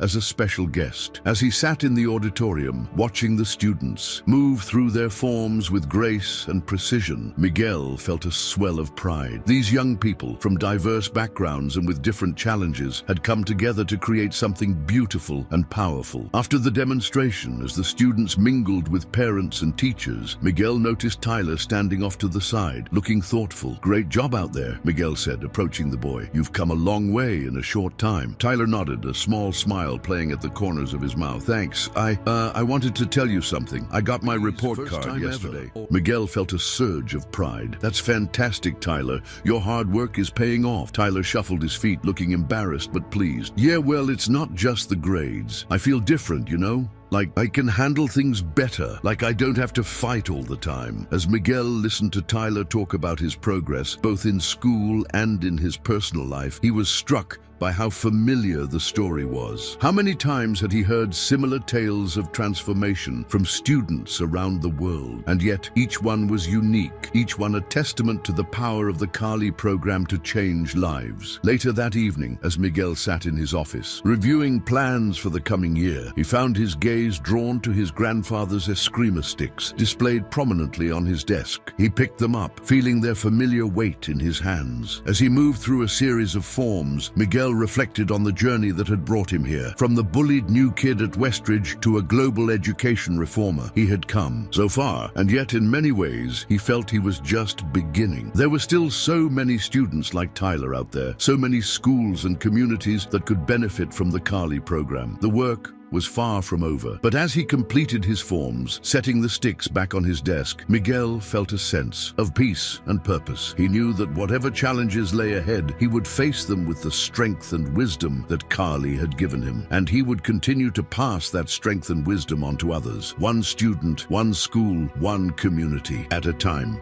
The quiet Filipino kid who had once felt so out of place had found not just his voice, but a universal language of respect, discipline, and empowerment. And as he looked to the future, Miguel knew that the journey of growth, learning, and positive change was far from over. In fact, it was just beginning. The early morning sun cast long shadows across the grounds of the United Nations headquarters in New York City as Miguel Reyes made his way through the security checkpoints. At 50 years old, his hair now streaked with silver, he carried himself with the quiet confidence of a man who had faced countless challenges and emerged stronger for them. Today marked a pivotal moment in his lifelong mission to spread the principles of Kali across the globe. As he entered the Grand Assembly Hall, Miguel's eyes swept over the sea of faces representing nations from every corner of the world. Delegates from countries large and small, rich and poor, were gathered here today to discuss a revolutionary proposal: the integration of Kali-based education principles into the UN's global education initiatives. Taking his seat at the podium, Miguel felt the weight of the moment. He thought back to his first days at Westridge High, a quiet, bullied Filipino kid who could never have imagined standing here today. The journey had been long and often difficult, but every step had led him to this moment. Distinguished delegates, honored guests, Miguel began, his voice steady and clear. We stand at a crossroads in global education. The challenges we face, from climate change to economic inequality, demand a new approach to preparing our young people for the future. I believe that the principles of Kali, which have transformed schools and communities around the world, can play a crucial role in this new paradigm. For the next hour, Miguel laid out his vision. He spoke of how Kali's emphasis on respect, discipline, and conflict resolution could address issues of bullying and violence in schools. He explained how its focus on mental and emotional balance could help students navigate the stresses of an increasingly complex world, and he showed how its principles of adaptability and continuous learning could prepare students for the rapidly changing job market of the future. As he spoke, Miguel could see the expressions on the delegates' faces changing. Skepticism gave way to interest, and in many cases to outright enthusiasm. Even those who had initially seemed dismissive were now leaning forward, engaged by his words. When he finished, the hall erupted in applause. As Miguel stepped down from the podium, he was immediately surrounded by delegates eager to discuss the proposal further. Amid the flurry of handshakes and congratulations, he caught sight of a familiar face making her way through the crowd. "Amira!" he exclaimed, embracing the woman who had once been a young teacher from a small Pakistani village. Now she was her country's Minister of Education. "I'm so glad you could make it." Amira beamed at him. "I wouldn't have missed this for the world, Miguel. What you've proposed today, it's going to change everything. And to think, it all started with a conversation in a hotel garden all those years ago." As they chatted, Miguel was struck by how far they had both come. Amira's story was just one of countless transformed lives and communities around the world. And now, with the UN's backing, they had the potential to reach even more people, to make an even greater impact. The days that followed were a whirlwind of meetings, negotiations, and planning sessions. Miguel worked tirelessly with UN officials and education experts from around the world to refine the proposal and develop implementation strategies. It was exhausting work, but he was energized by the potential for positive change. One evening, as Miguel was reviewing documents in his hotel room, he received an unexpected video call. It was Sarah, now the principal of Westridge High. "Miguel," she exclaimed as her face appeared on the screen, "we've been watching the news. Is it true? Is the UN really going to implement Kali-based education globally?" Miguel nodded, unable to keep the smile from his face. "It looks that way, Sarah. There's still a lot of work to be done, but the support has been overwhelming." Sarah's eyes shone with pride. "I always knew you'd change the world, Miguel, but this is beyond anything we could have imagined. When we started that little club all those years ago." As they talked, Miguel felt felt a wave of nostalgia wash over him. He thought of all the students whose lives had been touched by the Kali program at Westridge, of the ripple effects that had spread out across the country and around the world. "How are things at Westridge?" he asked, suddenly missing the place where it had all begun. Sarah's smile widened. "Better than ever. You know, we had a new student start this year. A quiet Filipino kid. Reminded me a lot of you when you first arrived. He was having a tough time being bullied, but the Kali Club, it changed everything for him. Now he's one of our star students, mentoring others who are struggling." Miguel felt a lump form in his throat. The story was so familiar, so close to his own experience. It was a powerful reminder of why he had embarked on this journey in the first place. As he ended the call with Sarah, Miguel's gaze fell on his grandfather's eskrima sticks, which he always kept close at hand. He picked them up, feeling their familiar weight,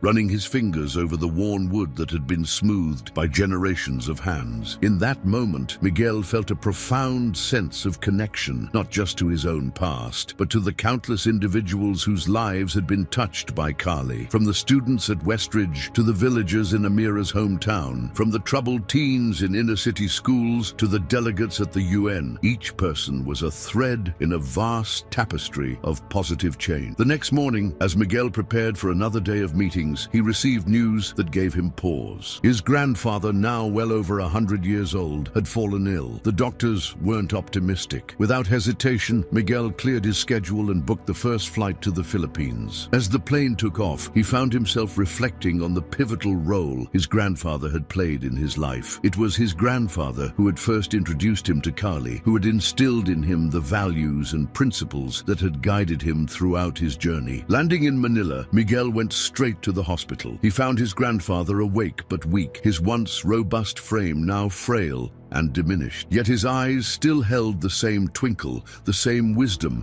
that Miguel remembered from his childhood. "Apo," his grandfather greeted him, his voice barely above a whisper. "You came." Miguel took the old man's hand, fighting back tears. "Of course I came, Lolo. How could I not?" For hours they talked. Miguel shared the news of the UN initiative, of how the principles of Kali were poised to influence education on a global scale. His grandfather listened intently, his eyes shining with pride. "You have taken our family's legacy further than I ever dreamed possible," the old man said. "But remember, Miguel, the greatest impact is not measured in numbers or global initiatives. It is in the individual lives you touch, in the moments of transformation you inspire." Miguel nodded, understanding the profound truth in his grandfather's words. For all the global recognition, for all the high-level meetings and policy changes, the heart of Kali remained in those personal moments of growth and change. As the sun began to set, painting the hospital room in warm hues, Miguel's grandfather turned to him with a serious expression. "Miguel," he said, "I have one last lesson for you." Miguel leaned in close, not wanting to miss a word. "The journey is never over," his grandfather continued. "There will always be new challenges, new heights to reach. But also remember to find joy in the journey itself, in the lives you touch, in the growth you witness, in the connections you forge. That is the true spirit of Kali." With those words, the old man closed his eyes, a peaceful smile on his face. He passed away quietly, with Miguel by his side. In the days that followed, as Miguel helped arrange the funeral and spent time with family, he found himself reflecting deeply on his grandfather's final lesson. He thought about the long journey that had brought him here, about the countless lives that had been touched along the way. At the funeral, Miguel was surprised by the number of people who came to pay their respects. There were former students, fellow Kali practitioners,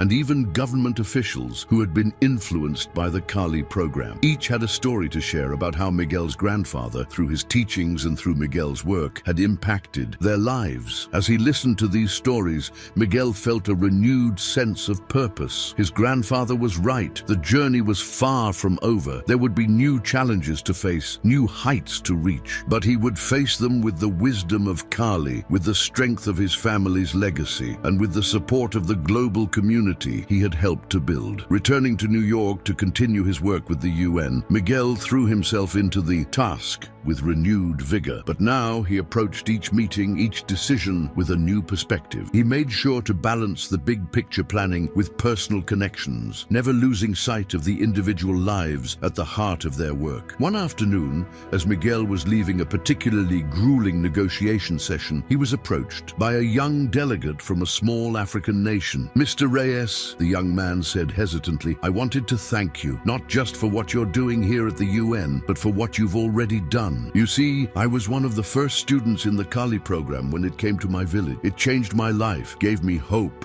a sense of purpose. I wouldn't be here today if it weren't for that program. Miguel felt a familiar warmth spread through his chest. This was why he did what he did, for moments like these. Thank you for sharing that with me, he said softly. Remember, the strength you found was always within you. Kaylee just helped you discover it. As the weeks passed, the UN initiative began to take shape. Schools around the world started implementing Kali-based programs, adapting the principles to fit their unique cultural contexts while maintaining the core values of respect, discipline, and empowerment. Miguel traveled extensively, overseeing implementations, providing training, and gathering feedback. He visited remote villages in the Amazon, inner-city schools in Europe, and everywhere in between. Each place presented its own challenges, but the underlying principles of Kali proved to be universally applicable. One particularly memorable visit took him to a refugee camp on the Syrian border. The conditions were harsh, resources scarce, and the children bore the invisible scars of trauma and displacement. Yet as Miguel introduced the Kali program, he saw a transformation take place. Children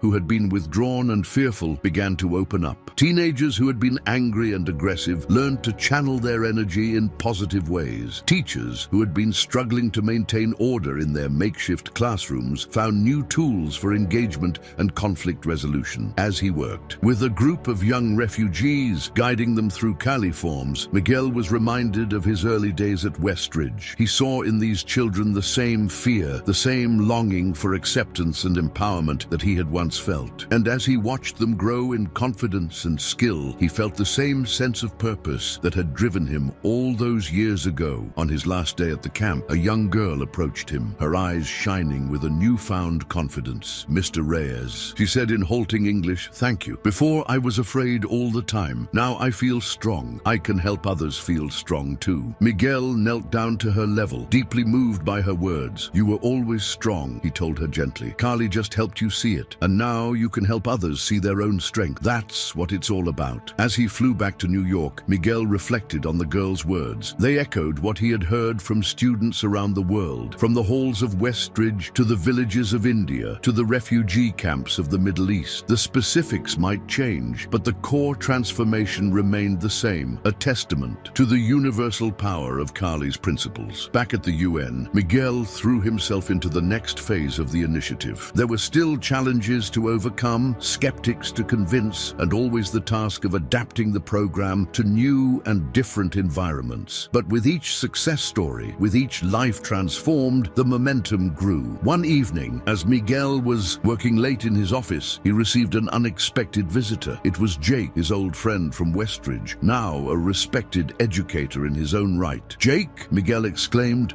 rising to embrace his friend. Jake grinned. The boyish charm that had once made him the school's top bully, now tempered with wisdom and warmth. Well, I heard there was this guy revolutionizing global education. Thought I'd stop by and see if he remembered. His old friends, as they caught up, sharing stories of their lives and families, Miguel was struck by how far they had both come. From adversaries to allies, their journey mirrored the transformative power of Kali itself. You know, Jake said, his tone growing serious, I've been thinking a lot about our days at Westridge, about the kid I was, the things I did, and I realized I never properly thanked you, Miguel. You didn't just teach me Kali, you showed me a different way to live, a better way to be. You changed my life. Miguel felt a lump form in his throat. We changed each other's lives, Jake. That's the beauty of Kali. It transforms everyone it touches, the teacher as much as the student. As Jake left, Miguel found himself reflecting on the long journey that had brought him here. From the bullied new kid at Westridge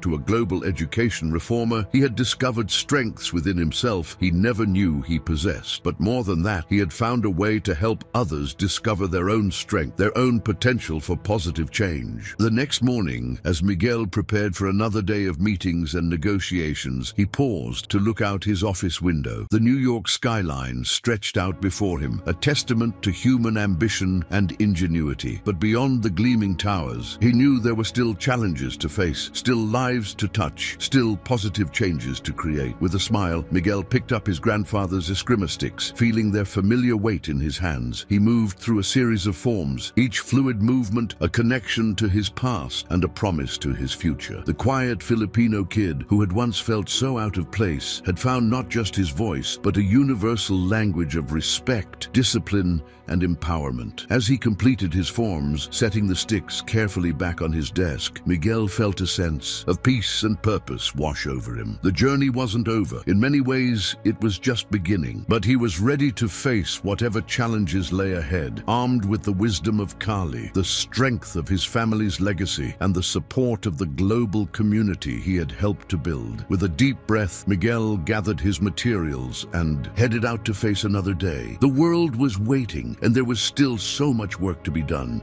so many lives to touch, so much positive change to create, and he was ready for all of it. One step, one student, one moment of transformation at a time. The sun had barely crested the horizon when Miguel Reyes stepped onto the grounds of Westridge High School. At 55, his hair now more silver than black, he moved with the fluid grace of a lifelong practitioner of Kali. Today marked a special occasion, the 35th anniversary of the Kali Club he had founded as a bullied teenager, and he had been invited back as the guest of honor. As he walked the familiar paths, memories washed over him. Here was the spot where Jake had first confronted him. There, the bench where Sarah had offered her friendship. So much had changed since those early days, yet the essence of the place remained the same. Miguel made his way to the gymnasium, now named the Reyes Center for Kali and Conflict Resolution. Inside, he found a hive of activity. Students of all ages were setting up displays, practicing forms, and excitedly chattering about the day's events. Sarah, now the school principal, spotted him from across the room and hurried over. "Miguel," she exclaimed, pulling him into a warm embrace. "I can't believe it's been 35 years. Look at what you started." As Miguel looked around, he felt a swell of pride and nostalgia. The small club he had founded had grown into something far beyond his wildest dreams. Not only was Kali now an integral part of Westridge's curriculum, but the principles he had introduced had spread to schools across the globe. The day's festivities began with a demonstration by the current Kali Club members. Miguel watched with pride as students of all ages moved through complex forms with grace and precision. He could see in their movements not just physical skill, but the confidence and inner strength that Kali had instilled in them. After the demonstration, Miguel took the stage to address the gathered crowd of students, teachers, and community members. As he looked out at the sea of faces, he was struck by the diversity before him. Westridge had changed dramatically since his days as a student, now reflecting the multicultural tapestry of the wider world. 35 years ago, Miguel began, his voice strong and clear, I stood in this very gym, a scared and lonely kid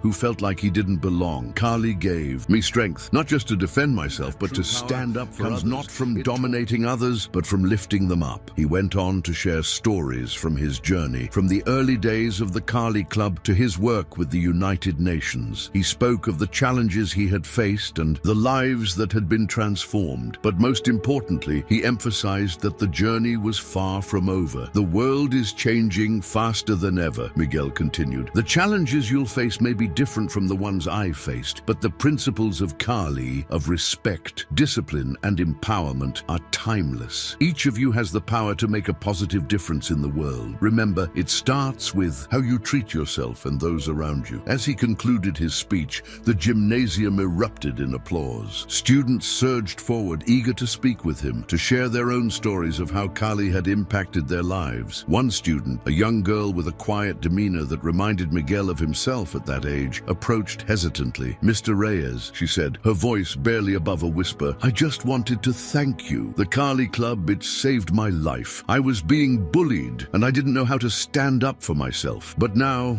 I'm strong. I can help others who are struggling. Miguel felt a lump form in his throat. This was why he had dedicated his life to spreading the principles of Kali, for moments like these, for lives transformed. Thank you for sharing, and that with me," he said softly. "Remember, the strength you found was always within you. Kaylee just helped you discover it." As the day wore on, Miguel found himself deep in conversation with Jake, who had flown in specially for the occasion. They sat in a quiet corner of the gym, watching the bustle of activity around them. "You know, Miguel," Jake said, his voice thoughtful, "I often wonder how different things would have been if you hadn't started this club. Where I'd be, where all these kids would be. You changed so many lives, mine included." Miguel shook his head, smiling. "We changed each other's lives, Jake. That's the beauty of Kaylee. It transforms everyone it touches, the teacher as much as the student." As the sun began to set, casting long shadows across the school grounds, Miguel found himself walking the halls one last time before heading home. The corridors were quiet now, the excited chatter of the day's events having faded away. He paused at his old locker, running his hand over the metal door. So much had changed since he had first stood here,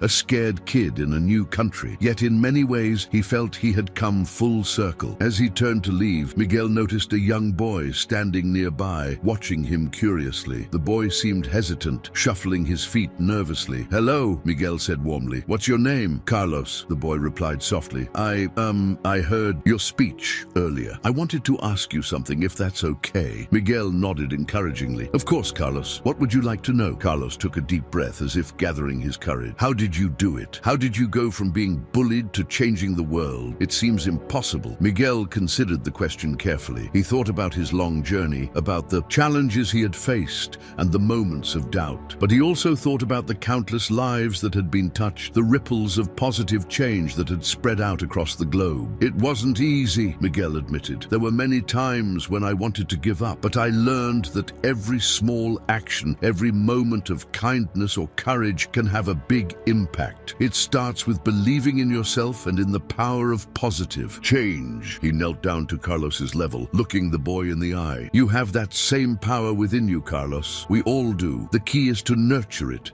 to use it to lift yourself and others up. That's what Kylie taught me, and it's what I've tried to share with the world." Carlos nodded, his eyes wide with understanding. "Do you think I could do something like that too? Make a difference?" Miguel smiled, seeing in Carlos the same spark, the same potential he had seen in countless students over the years. "I don't just think you can, Carlos. I know you can. It starts with small actions, with how you treat yourself and others. Every positive choice you make ripples out into the world." As Carlos hurried off, a new sense of purpose in his step, Miguel felt a familiar warmth spread through his chest. This was why he continued to do this work, why he continued to share the principles of Kali. Because in every life touched, in every moment of transformation, the cycle began anew. Miguel made his way out of the school, the cool evening air refreshing after the busy day. As he walked to his car, he found his mind racing with new ideas, new possibilities for expanding the Kali program. There were still challenges to face, still lives to touch, still positive changes to create. But as he drove home, Miguel felt a sense of peace. The journey wasn't over. In many ways, it was just beginning. The next morning, Miguel woke early, his body automatically moving through the Kali forms that had been a part of his daily routine for decades. As he flowed from one movement to the next, he reflected on the previous day's events and the path that lay ahead. His phone buzzed with a message from Amira, now the Minister of Education in Pakistan. She was eager to discuss expanding the Kali program in her country, particularly in areas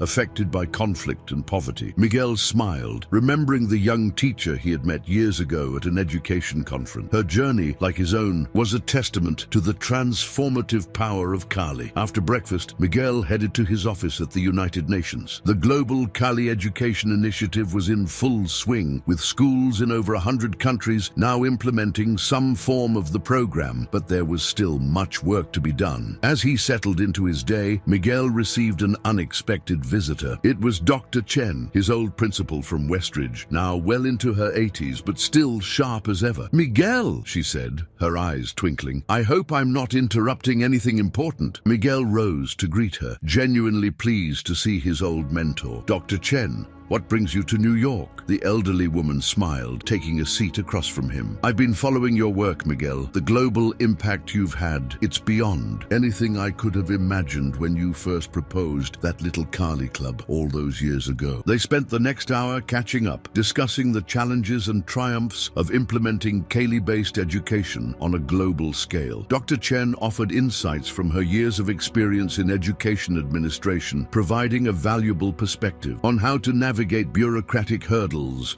and cultural differences. As their conversation drew to a close, Dr. Chen fixed Miguel with a serious look. You've come so far, Miguel, but I sense there's something still weighing on you. What's next? What's the next mountain you want to climb? Miguel leaned back in his chair, considering the question. It was something he'd been pondering himself lately. The Kali program had achieved remarkable success, but there were still areas where its impact could be expanded. I've been thinking about conflict zones, he said slowly. Areas where children are growing up, surrounded by violence and hatred. If we could bring the principles of Kali to these places, teach children a different way of resolving conflicts and seeing the world, maybe we could break the cycle of violence. Dr. Chen nodded thoughtfully. It won't be easy, she warned. You'll face resistance, danger even. But if anyone can do it, Miguel, it's you. As Dr. Chen left, Miguel felt a renewed sense of purpose. He spent the rest of the day making calls, sending emails, and researching potential pilot programs in conflict-affected areas. Weeks turned into months as Miguel worked tirelessly on this new initiative. He traveled to refugee camps, war-torn cities, and areas plagued by gang violence. Each place presented unique challenges, but the core principles of Kali proved remarkably adaptable. In the refugee camp on the Syrian border, Miguel worked with children who had known nothing but war and displacement. At first, they were wary, their young faces hardened by experiences no child should have to endure. But as Miguel introduced the physical forms of Kali, blending them with art therapy and conflict resolution techniques, he saw a transformation begin to take place. One young boy, Amit, particularly stood out. When Miguel first met him, Amit was angry and withdrawn, lashing out at anyone who came near. But as he learned the disciplined movements of Kali, something in him began to shift. Before, I was always angry, Amit told Miguel one day, his eyes shining with a new light. I wanted to hurt others because I was hurting, but now I understand. The strength is not in hurting, but in helping, in being kind, even when it's hard. Miguel felt a familiar warmth spread through his chest at Amit's words.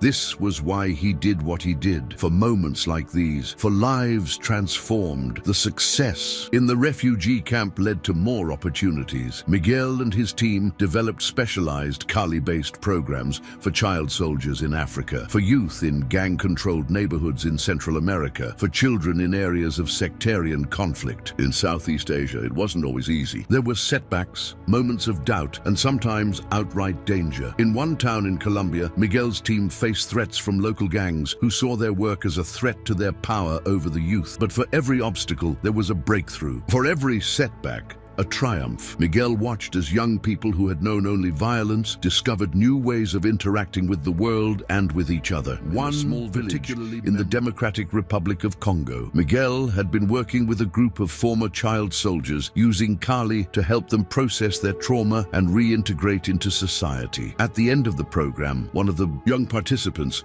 a girl named Amina, approached Miguel. "Mr. Reyes," she said, her voice strong despite the tears in her eyes, "I want to thank you. Before, I thought my life was over, that I would always be defined by what I was forced to do as a soldier. But now I see that I can choose who I want to be. I can use my strength to protect, not to harm." Miguel felt his own eyes grow moist as he listened to Amina. He thought of his own journey, of the scared boy he had once been and the man he had become. "Amina," he said softly, "you have always had this strength within you. Kali just helped you rediscover it. Now you can help others find their own strength." As the years passed, Miguel's work in conflict zones gained recognition on the global stage. He was invited to speak at international peace conferences, consulted by governments on youth violence prevention, and honored with humanitarian awards. But for Miguel, the true measure of success was not in accolades or recognition. It was in the lives changed, in the cycles of violence broken, in the hope kindled in places where it had long been extinguished. On his 60th birthday, Miguel found himself back at Westridge High School. The Kali Club was celebrating its 40th anniversary, and he had been invited to give a special lecture. As he stood before a new generation of students, Miguel felt a profound sense of continuity. He saw in their faces the same hunger for belonging, for purpose, that he had felt as a young immigrant all those years ago. Kali, he began, his voice strong despite the years, is more than just a martial art. It's a way of life. It teaches us that true strength lies not in dominating others, but in lifting them up. That the greatest victories are not won through violence, but through understanding and compassion. He went on to share stories from his work around the world, of lives transformed and communities healed. But he also emphasized that the work was far from over. The principles we practice here in this gym, Miguel continued, have the power to change the world, but that change starts with each of you, in how you treat yourselves, how you treat each other, how you respond to the challenges life throws your way. As he concluded his speech, Miguel noticed a young girl in the front row, her eyes shining with a familiar light. She reminded him of himself at that age, full of uncertainty, but also burning with potential. After the lecture, the girl approached him hesitantly. "Mr. Reyes," she said, her voice barely above a whisper, "I want to do what you do. I want to help people, to make a difference, but I'm just a kid. How can I start?" Miguel knelt down to her level, smiling warmly. "What's your name?" he asked. "Sophia," the girl replied. "Well, Sophia," Miguel said, "you've already taken the first step by wanting to make a difference. Remember, every great journey begins with a single step. Start small. Be kind to yourself and others. Stand up for what's right, even when it's hard. Practice the principles of Kali in your daily life. Before you know it, you'll be changing the world in your own unique way." Sophia's face lit up with a smile, and Miguel saw in her eyes the same spark that had driven him all these years. As she hurried off to join her friends, Miguel felt a renewed sense of hope for the future. Later that evening, as Miguel sat in his old office at Westridge, he reflected on the long journey that had brought him here. From a bullied immigrant kid to a global peacemaker, he had traveled a path he could never have imagined. But as he looked out the window at the students leaving for the day, laughing and chatting with their friends, Miguel knew that the journey was far from over. There would always be new challenges to face, new lives to touch, new positive changes to create. With a smile, Miguel picked up his grandfather's eskrima sticks, feeling their familiar weight in his hands. He moved through a series of forms, each fluid movement a connection to his past and a promise to his future. As he completed the forms, setting the sticks carefully back on his desk, Miguel felt a sense of peace and purpose wash over him. The quiet Filipino kid, who had once felt so out of place, had found not just his voice, but a universal language of respect, discipline, and empowerment. And as he prepared to face whatever challenges the future might hold, Miguel knew that he would do so with the wisdom of Kali, the strength of his family's legacy, and the support of the global community he had helped to build. The journey wasn't over. In many ways, it was just beginning. But Miguel was ready for all of it. One step, one student, one moment of transformation at a time. And there was still so much work to be done, so many lives to touch, so much positive change to create. And he was ready for all of it, armed with the timeless principles of Kali and the unshakable belief in the power of positive change. The early morning sun cast a golden glow over the United Nations headquarters in New York as Miguel Reyes, now 65, made his way through the familiar corridors. His salt and pepper hair and the lines etched on his face spoke of decades of experience, but his eyes still held the same determined spark that had driven him since his youth. Today was a momentous occasion. The UN General Assembly was convening to discuss the global implementation of the Kali Education Initiative, the culmination of Miguel's life's work. As he entered the Grand Assembly Hall,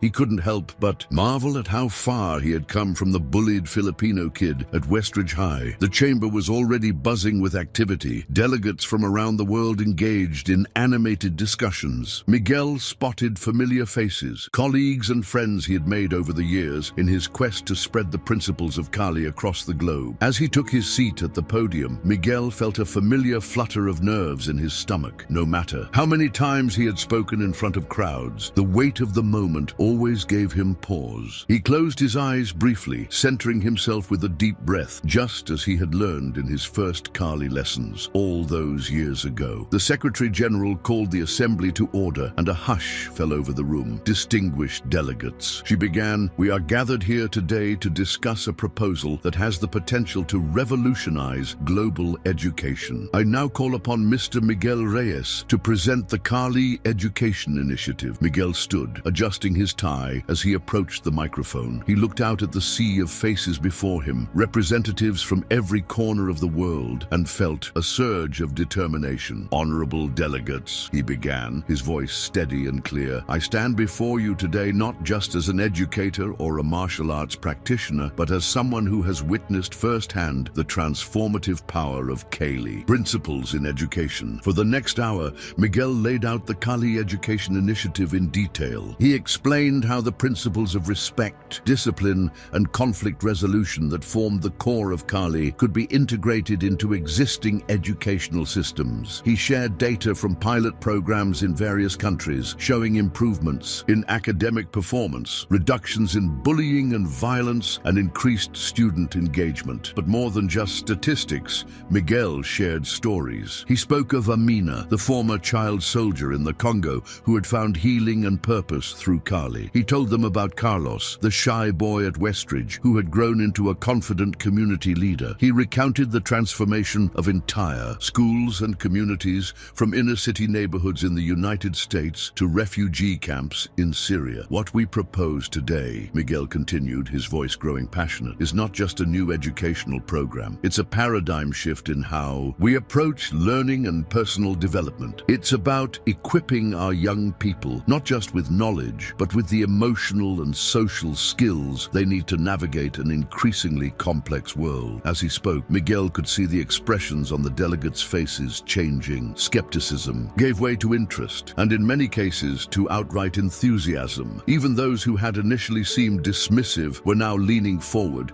engaged by his words. "The challenges we face as a global community, from climate change to economic inequality to political polarization, demand a new approach to education," Miguel said, his voice ringing through the chamber. "We need to nurture not just intelligent minds, but compassionate hearts and resilient spirits. This is what the Kali Education Initiative offers." As Miguel concluded his presentation, the assembly hall erupted in applause. Delegates rose to their feet, their faces alight with excitement and possibility. The Secretary General had to call for order several times before the commotion died down. What followed was a lively debate as delegates asked questions, raised concerns, and offered suggestions. Miguel fielded each query with patience and insight, drawing on his decades of experience implementing Kali programs in diverse settings around the world. By the end of the day, it was clear that the Kali Education Initiative had struck a chord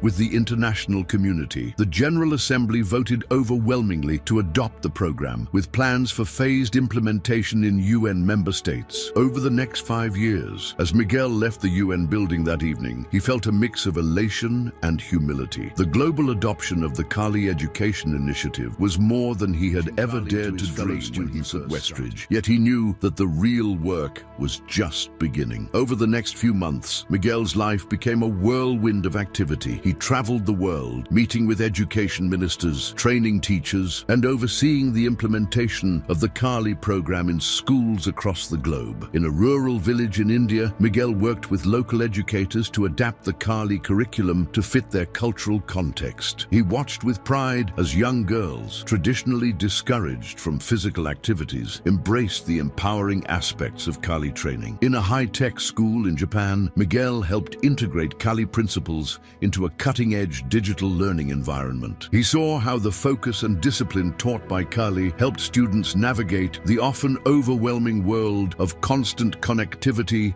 and information overload. In a township school in South Africa, Miguel witnessed the power of Kali to bridge racial and economic divides. Students who had once viewed each other with suspicion and hostility were now working together, supporting each other's growth and learning. Each place presented its own unique unique challenges, but the core principles of Kali proved remarkably adaptable. Miguel was constantly amazed by the creativity and enthusiasm with which educators and students around the world embraced the program. One particularly memorable moment came during a visit to a school in Brazil. Miguel was observing a Kali class when he noticed a young boy struggling with one of the forms. The child was becoming visibly frustrated, on the verge of giving up. Miguel approached quietly, kneeling beside the boy. "What's your name?" he asked gently. "Pedro," the boy replied, his voice thick with unshed tears. "Pedro," Miguel said, "do you know why we practice these forms in Kali?" Pedro shook his head. "It's not just about getting the movements right," Miguel explained. "It's about learning to face challenges, to push through when things get difficult. Every time you try again, even when you feel like giving up, you're growing stronger, not just in your body, but in your mind and spirit too." Understanding dawned in Pedro's eyes. He nodded, took a deep breath, and began the form again. This time, even though his movements weren't perfect, there was a new determination in his stance. As Miguel watched Pedro practice, he felt a familiar warmth spread through his chest. This was why he had dedicated his life to spreading the principle of Kali. For moments like these,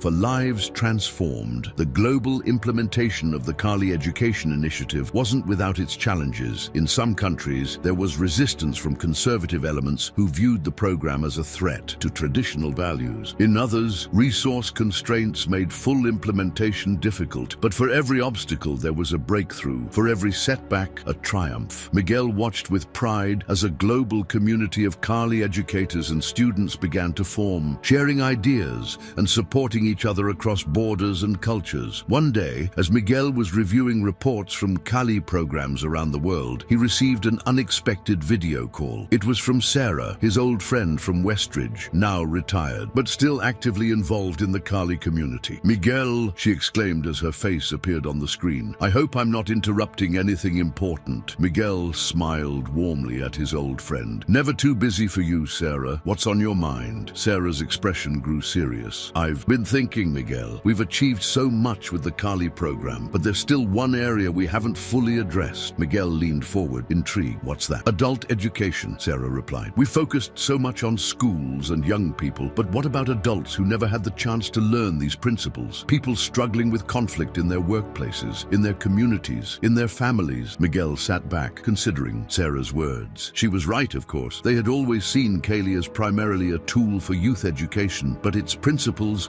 could be just as transformative for adults. "You're absolutely right, Sarah," Miguel said, his mind already racing with possibility. "We need to develop a Kali program for adults, something that can be implemented in workplaces, community centers, even prisons." Over the next year, Miguel worked tirelessly to develop the Adult Kali Education Program. He collaborated with psychologists, conflict resolution experts, and business leaders to create a curriculum that addressed the unique challenges faced by adults in various settings. The program was piloted in a diverse range of environments, from corporate offices to community centers in underprivileged neighborhoods. The results were remarkable. Workplace conflicts decreased, community relations improved, and individuals reported significant improvements in their personal lives. Success story came from a maximum security prison where the Adult Kali program had been implemented. Miguel visited the facility to observe a class and was struck by the transformation he saw in the inmates. One prisoner, a man named Ray who was serving a life sentence, approached Miguel after the class. "Mr. Reyes," he said, his voice gruff but sincere, "I want to thank you. I've been in here for 20 years, angry at the world, at myself. But this program, it's shown me a different way. For the first time, I feel like I have something positive to offer, even from in here." Miguel listened as Ray explained how he had started mentoring younger inmates, using the principles of Kali to help them find a path away from violence and self-destruction. It was a powerful reminder that it's never too late for transformation, for growth, for positive change. As the Adult Kali program gained traction around the world, Miguel found himself reflecting on the long journey that had brought him to this point. From the bullied new kid at Westridge to a global education reformer, he had discovered strengths within himself he never knew he possessed. But more than that, he had found a way to help others discover their own own strength, their own potential for positive change. One evening, as Miguel sat in his office reviewing reports from Kali programs around the world, he received an unexpected visitor. It was Sophia, the young girl he had met at Westridge's 40th Kali Club anniversary. Now a young woman in her early 20s, she stood in his doorway with a determined look in her eye. "Mr. Reyes," she said, "I hope I'm not interrupting. I wanted to talk to you about an idea I have." Miguel smiled warmly, gesturing for her to take a seat. "Of course, Sophia. What's on your mind?" Sophia took a deep breath before launching into her proposal. She had been working with refugee youth in Europe and had noticed a gap in the current Kali programs. "We're doing great work in schools and community centers," she explained. "But what about the kids who aren't in the system, the ones who've fallen through the cracks?" Miguel listened intently as Sophia outlined her idea for a mobile Kali program, one that could reach young people on the streets, in homeless shelters, in transient communities. Her passion and insight reminded Miguel of himself at that age, and he felt a surge of pride in the new generation of Kali leaders that was emerging. "Sophia," he said when she had finished, "this is exactly the kind of innovative thinking we need. I think you're onto something incredibly important here." Over the next few months, Miguel worked closely with Sophia to develop and implement her mobile Kali program. They faced numerous challenges, from logistical issues to resistance from some of the young people they were trying to reach. But slowly, steadily, they began to make progress. One breakthrough came in a refugee camp on the outskirts of Athens. Miguel and Sophia had set up a mobile Kali center in an abandoned warehouse, offering classes to young people who had fled conflict and poverty in their home countries. At first, attendance was sparse. The refugee youth, hardened by their experiences and distrustful of authority, were hesitant to engage. But Miguel and Sophia persevered, adapting their approach to meet the unique needs of this traumatized population. Gradually, word began to spread through the camp. Young people started showing up in greater numbers, drawn by the physical outlet Kali provided and the sense of community that began to form around the classes. One young man, a Syrian refugee named Yusuf, became a regular at the mobile center. Initially withdrawn and angry, Yusuf slowly began to open up as he immersed himself in Kali training. "Before, I was always fighting," Yusuf confided in Miguel one day after class. "Fighting against my circumstances, against the world, against myself. But Kali has taught me a different kind of strength. Now I fight for something, not against everything." As Miguel watched Yusuf begin to mentor younger children in the camp, he felt that familiar warmth spread through his chest. This was why he continued to do this work, why he continued to push the boundaries of what was possible with Kali education. Because in every life touched, in every moment of transformation, the cycle began anew. The success of the mobile Kali program in Athens led to its implementation in other refugee communities around the world. Miguel found himself traveling once again, this time to some of the most challenging and volatile regions on the planet. In a sprawling refugee camp on the Thai-Myanmar border, Miguel worked with Sophia to establish a Kali center that served not only the camp's youth but also provided training for adult refugees who could then become instructors themselves. The program became a source of purpose and hope in a place where both were in short supply. In the favela, local community leaders to bring Kali training to young people caught in the cycle of poverty and violence. The program not only provided an alternative to gang involvement, but also became a bridge between rival communities, fostering understanding and cooperation where there had once been only conflict. As the mobile Kali program continued to expand and evolve, Miguel found himself increasingly stepping back, allowing younger leaders like Sophia to take the reins. He took on more of an advisory role, offering guidance and support, but encouraging innovation and fresh perspectives. One day, as Miguel sat in his office reviewing reports from Kali programs around the world, he realized that he was approaching his 70th birthday. The realization gave him pause, prompting him to reflect on the incredible journey of the past decades. From a small club in a high school gym to a global educational movement, Kali had transformed not just countless individual lives, but entire communities and cultures. Miguel thought of all the faces he had seen over the years, all the stories of transformation and growth, all the ripples of positive change that had spread out across the world. As he sat there, lost in thought, Miguel's gaze fell on his grandfather's eskrima sticks, displayed prominently permanently on his desk. He picked them up, feeling their familiar weight in his hands. These sticks had been with him from the beginning, a tangible link to his roots and to the wisdom that had guided him on his journey. Moving to the center of his office, Miguel began to flow through a series of Kali forms. Despite his age, his movements were fluid and graceful, each stance and strike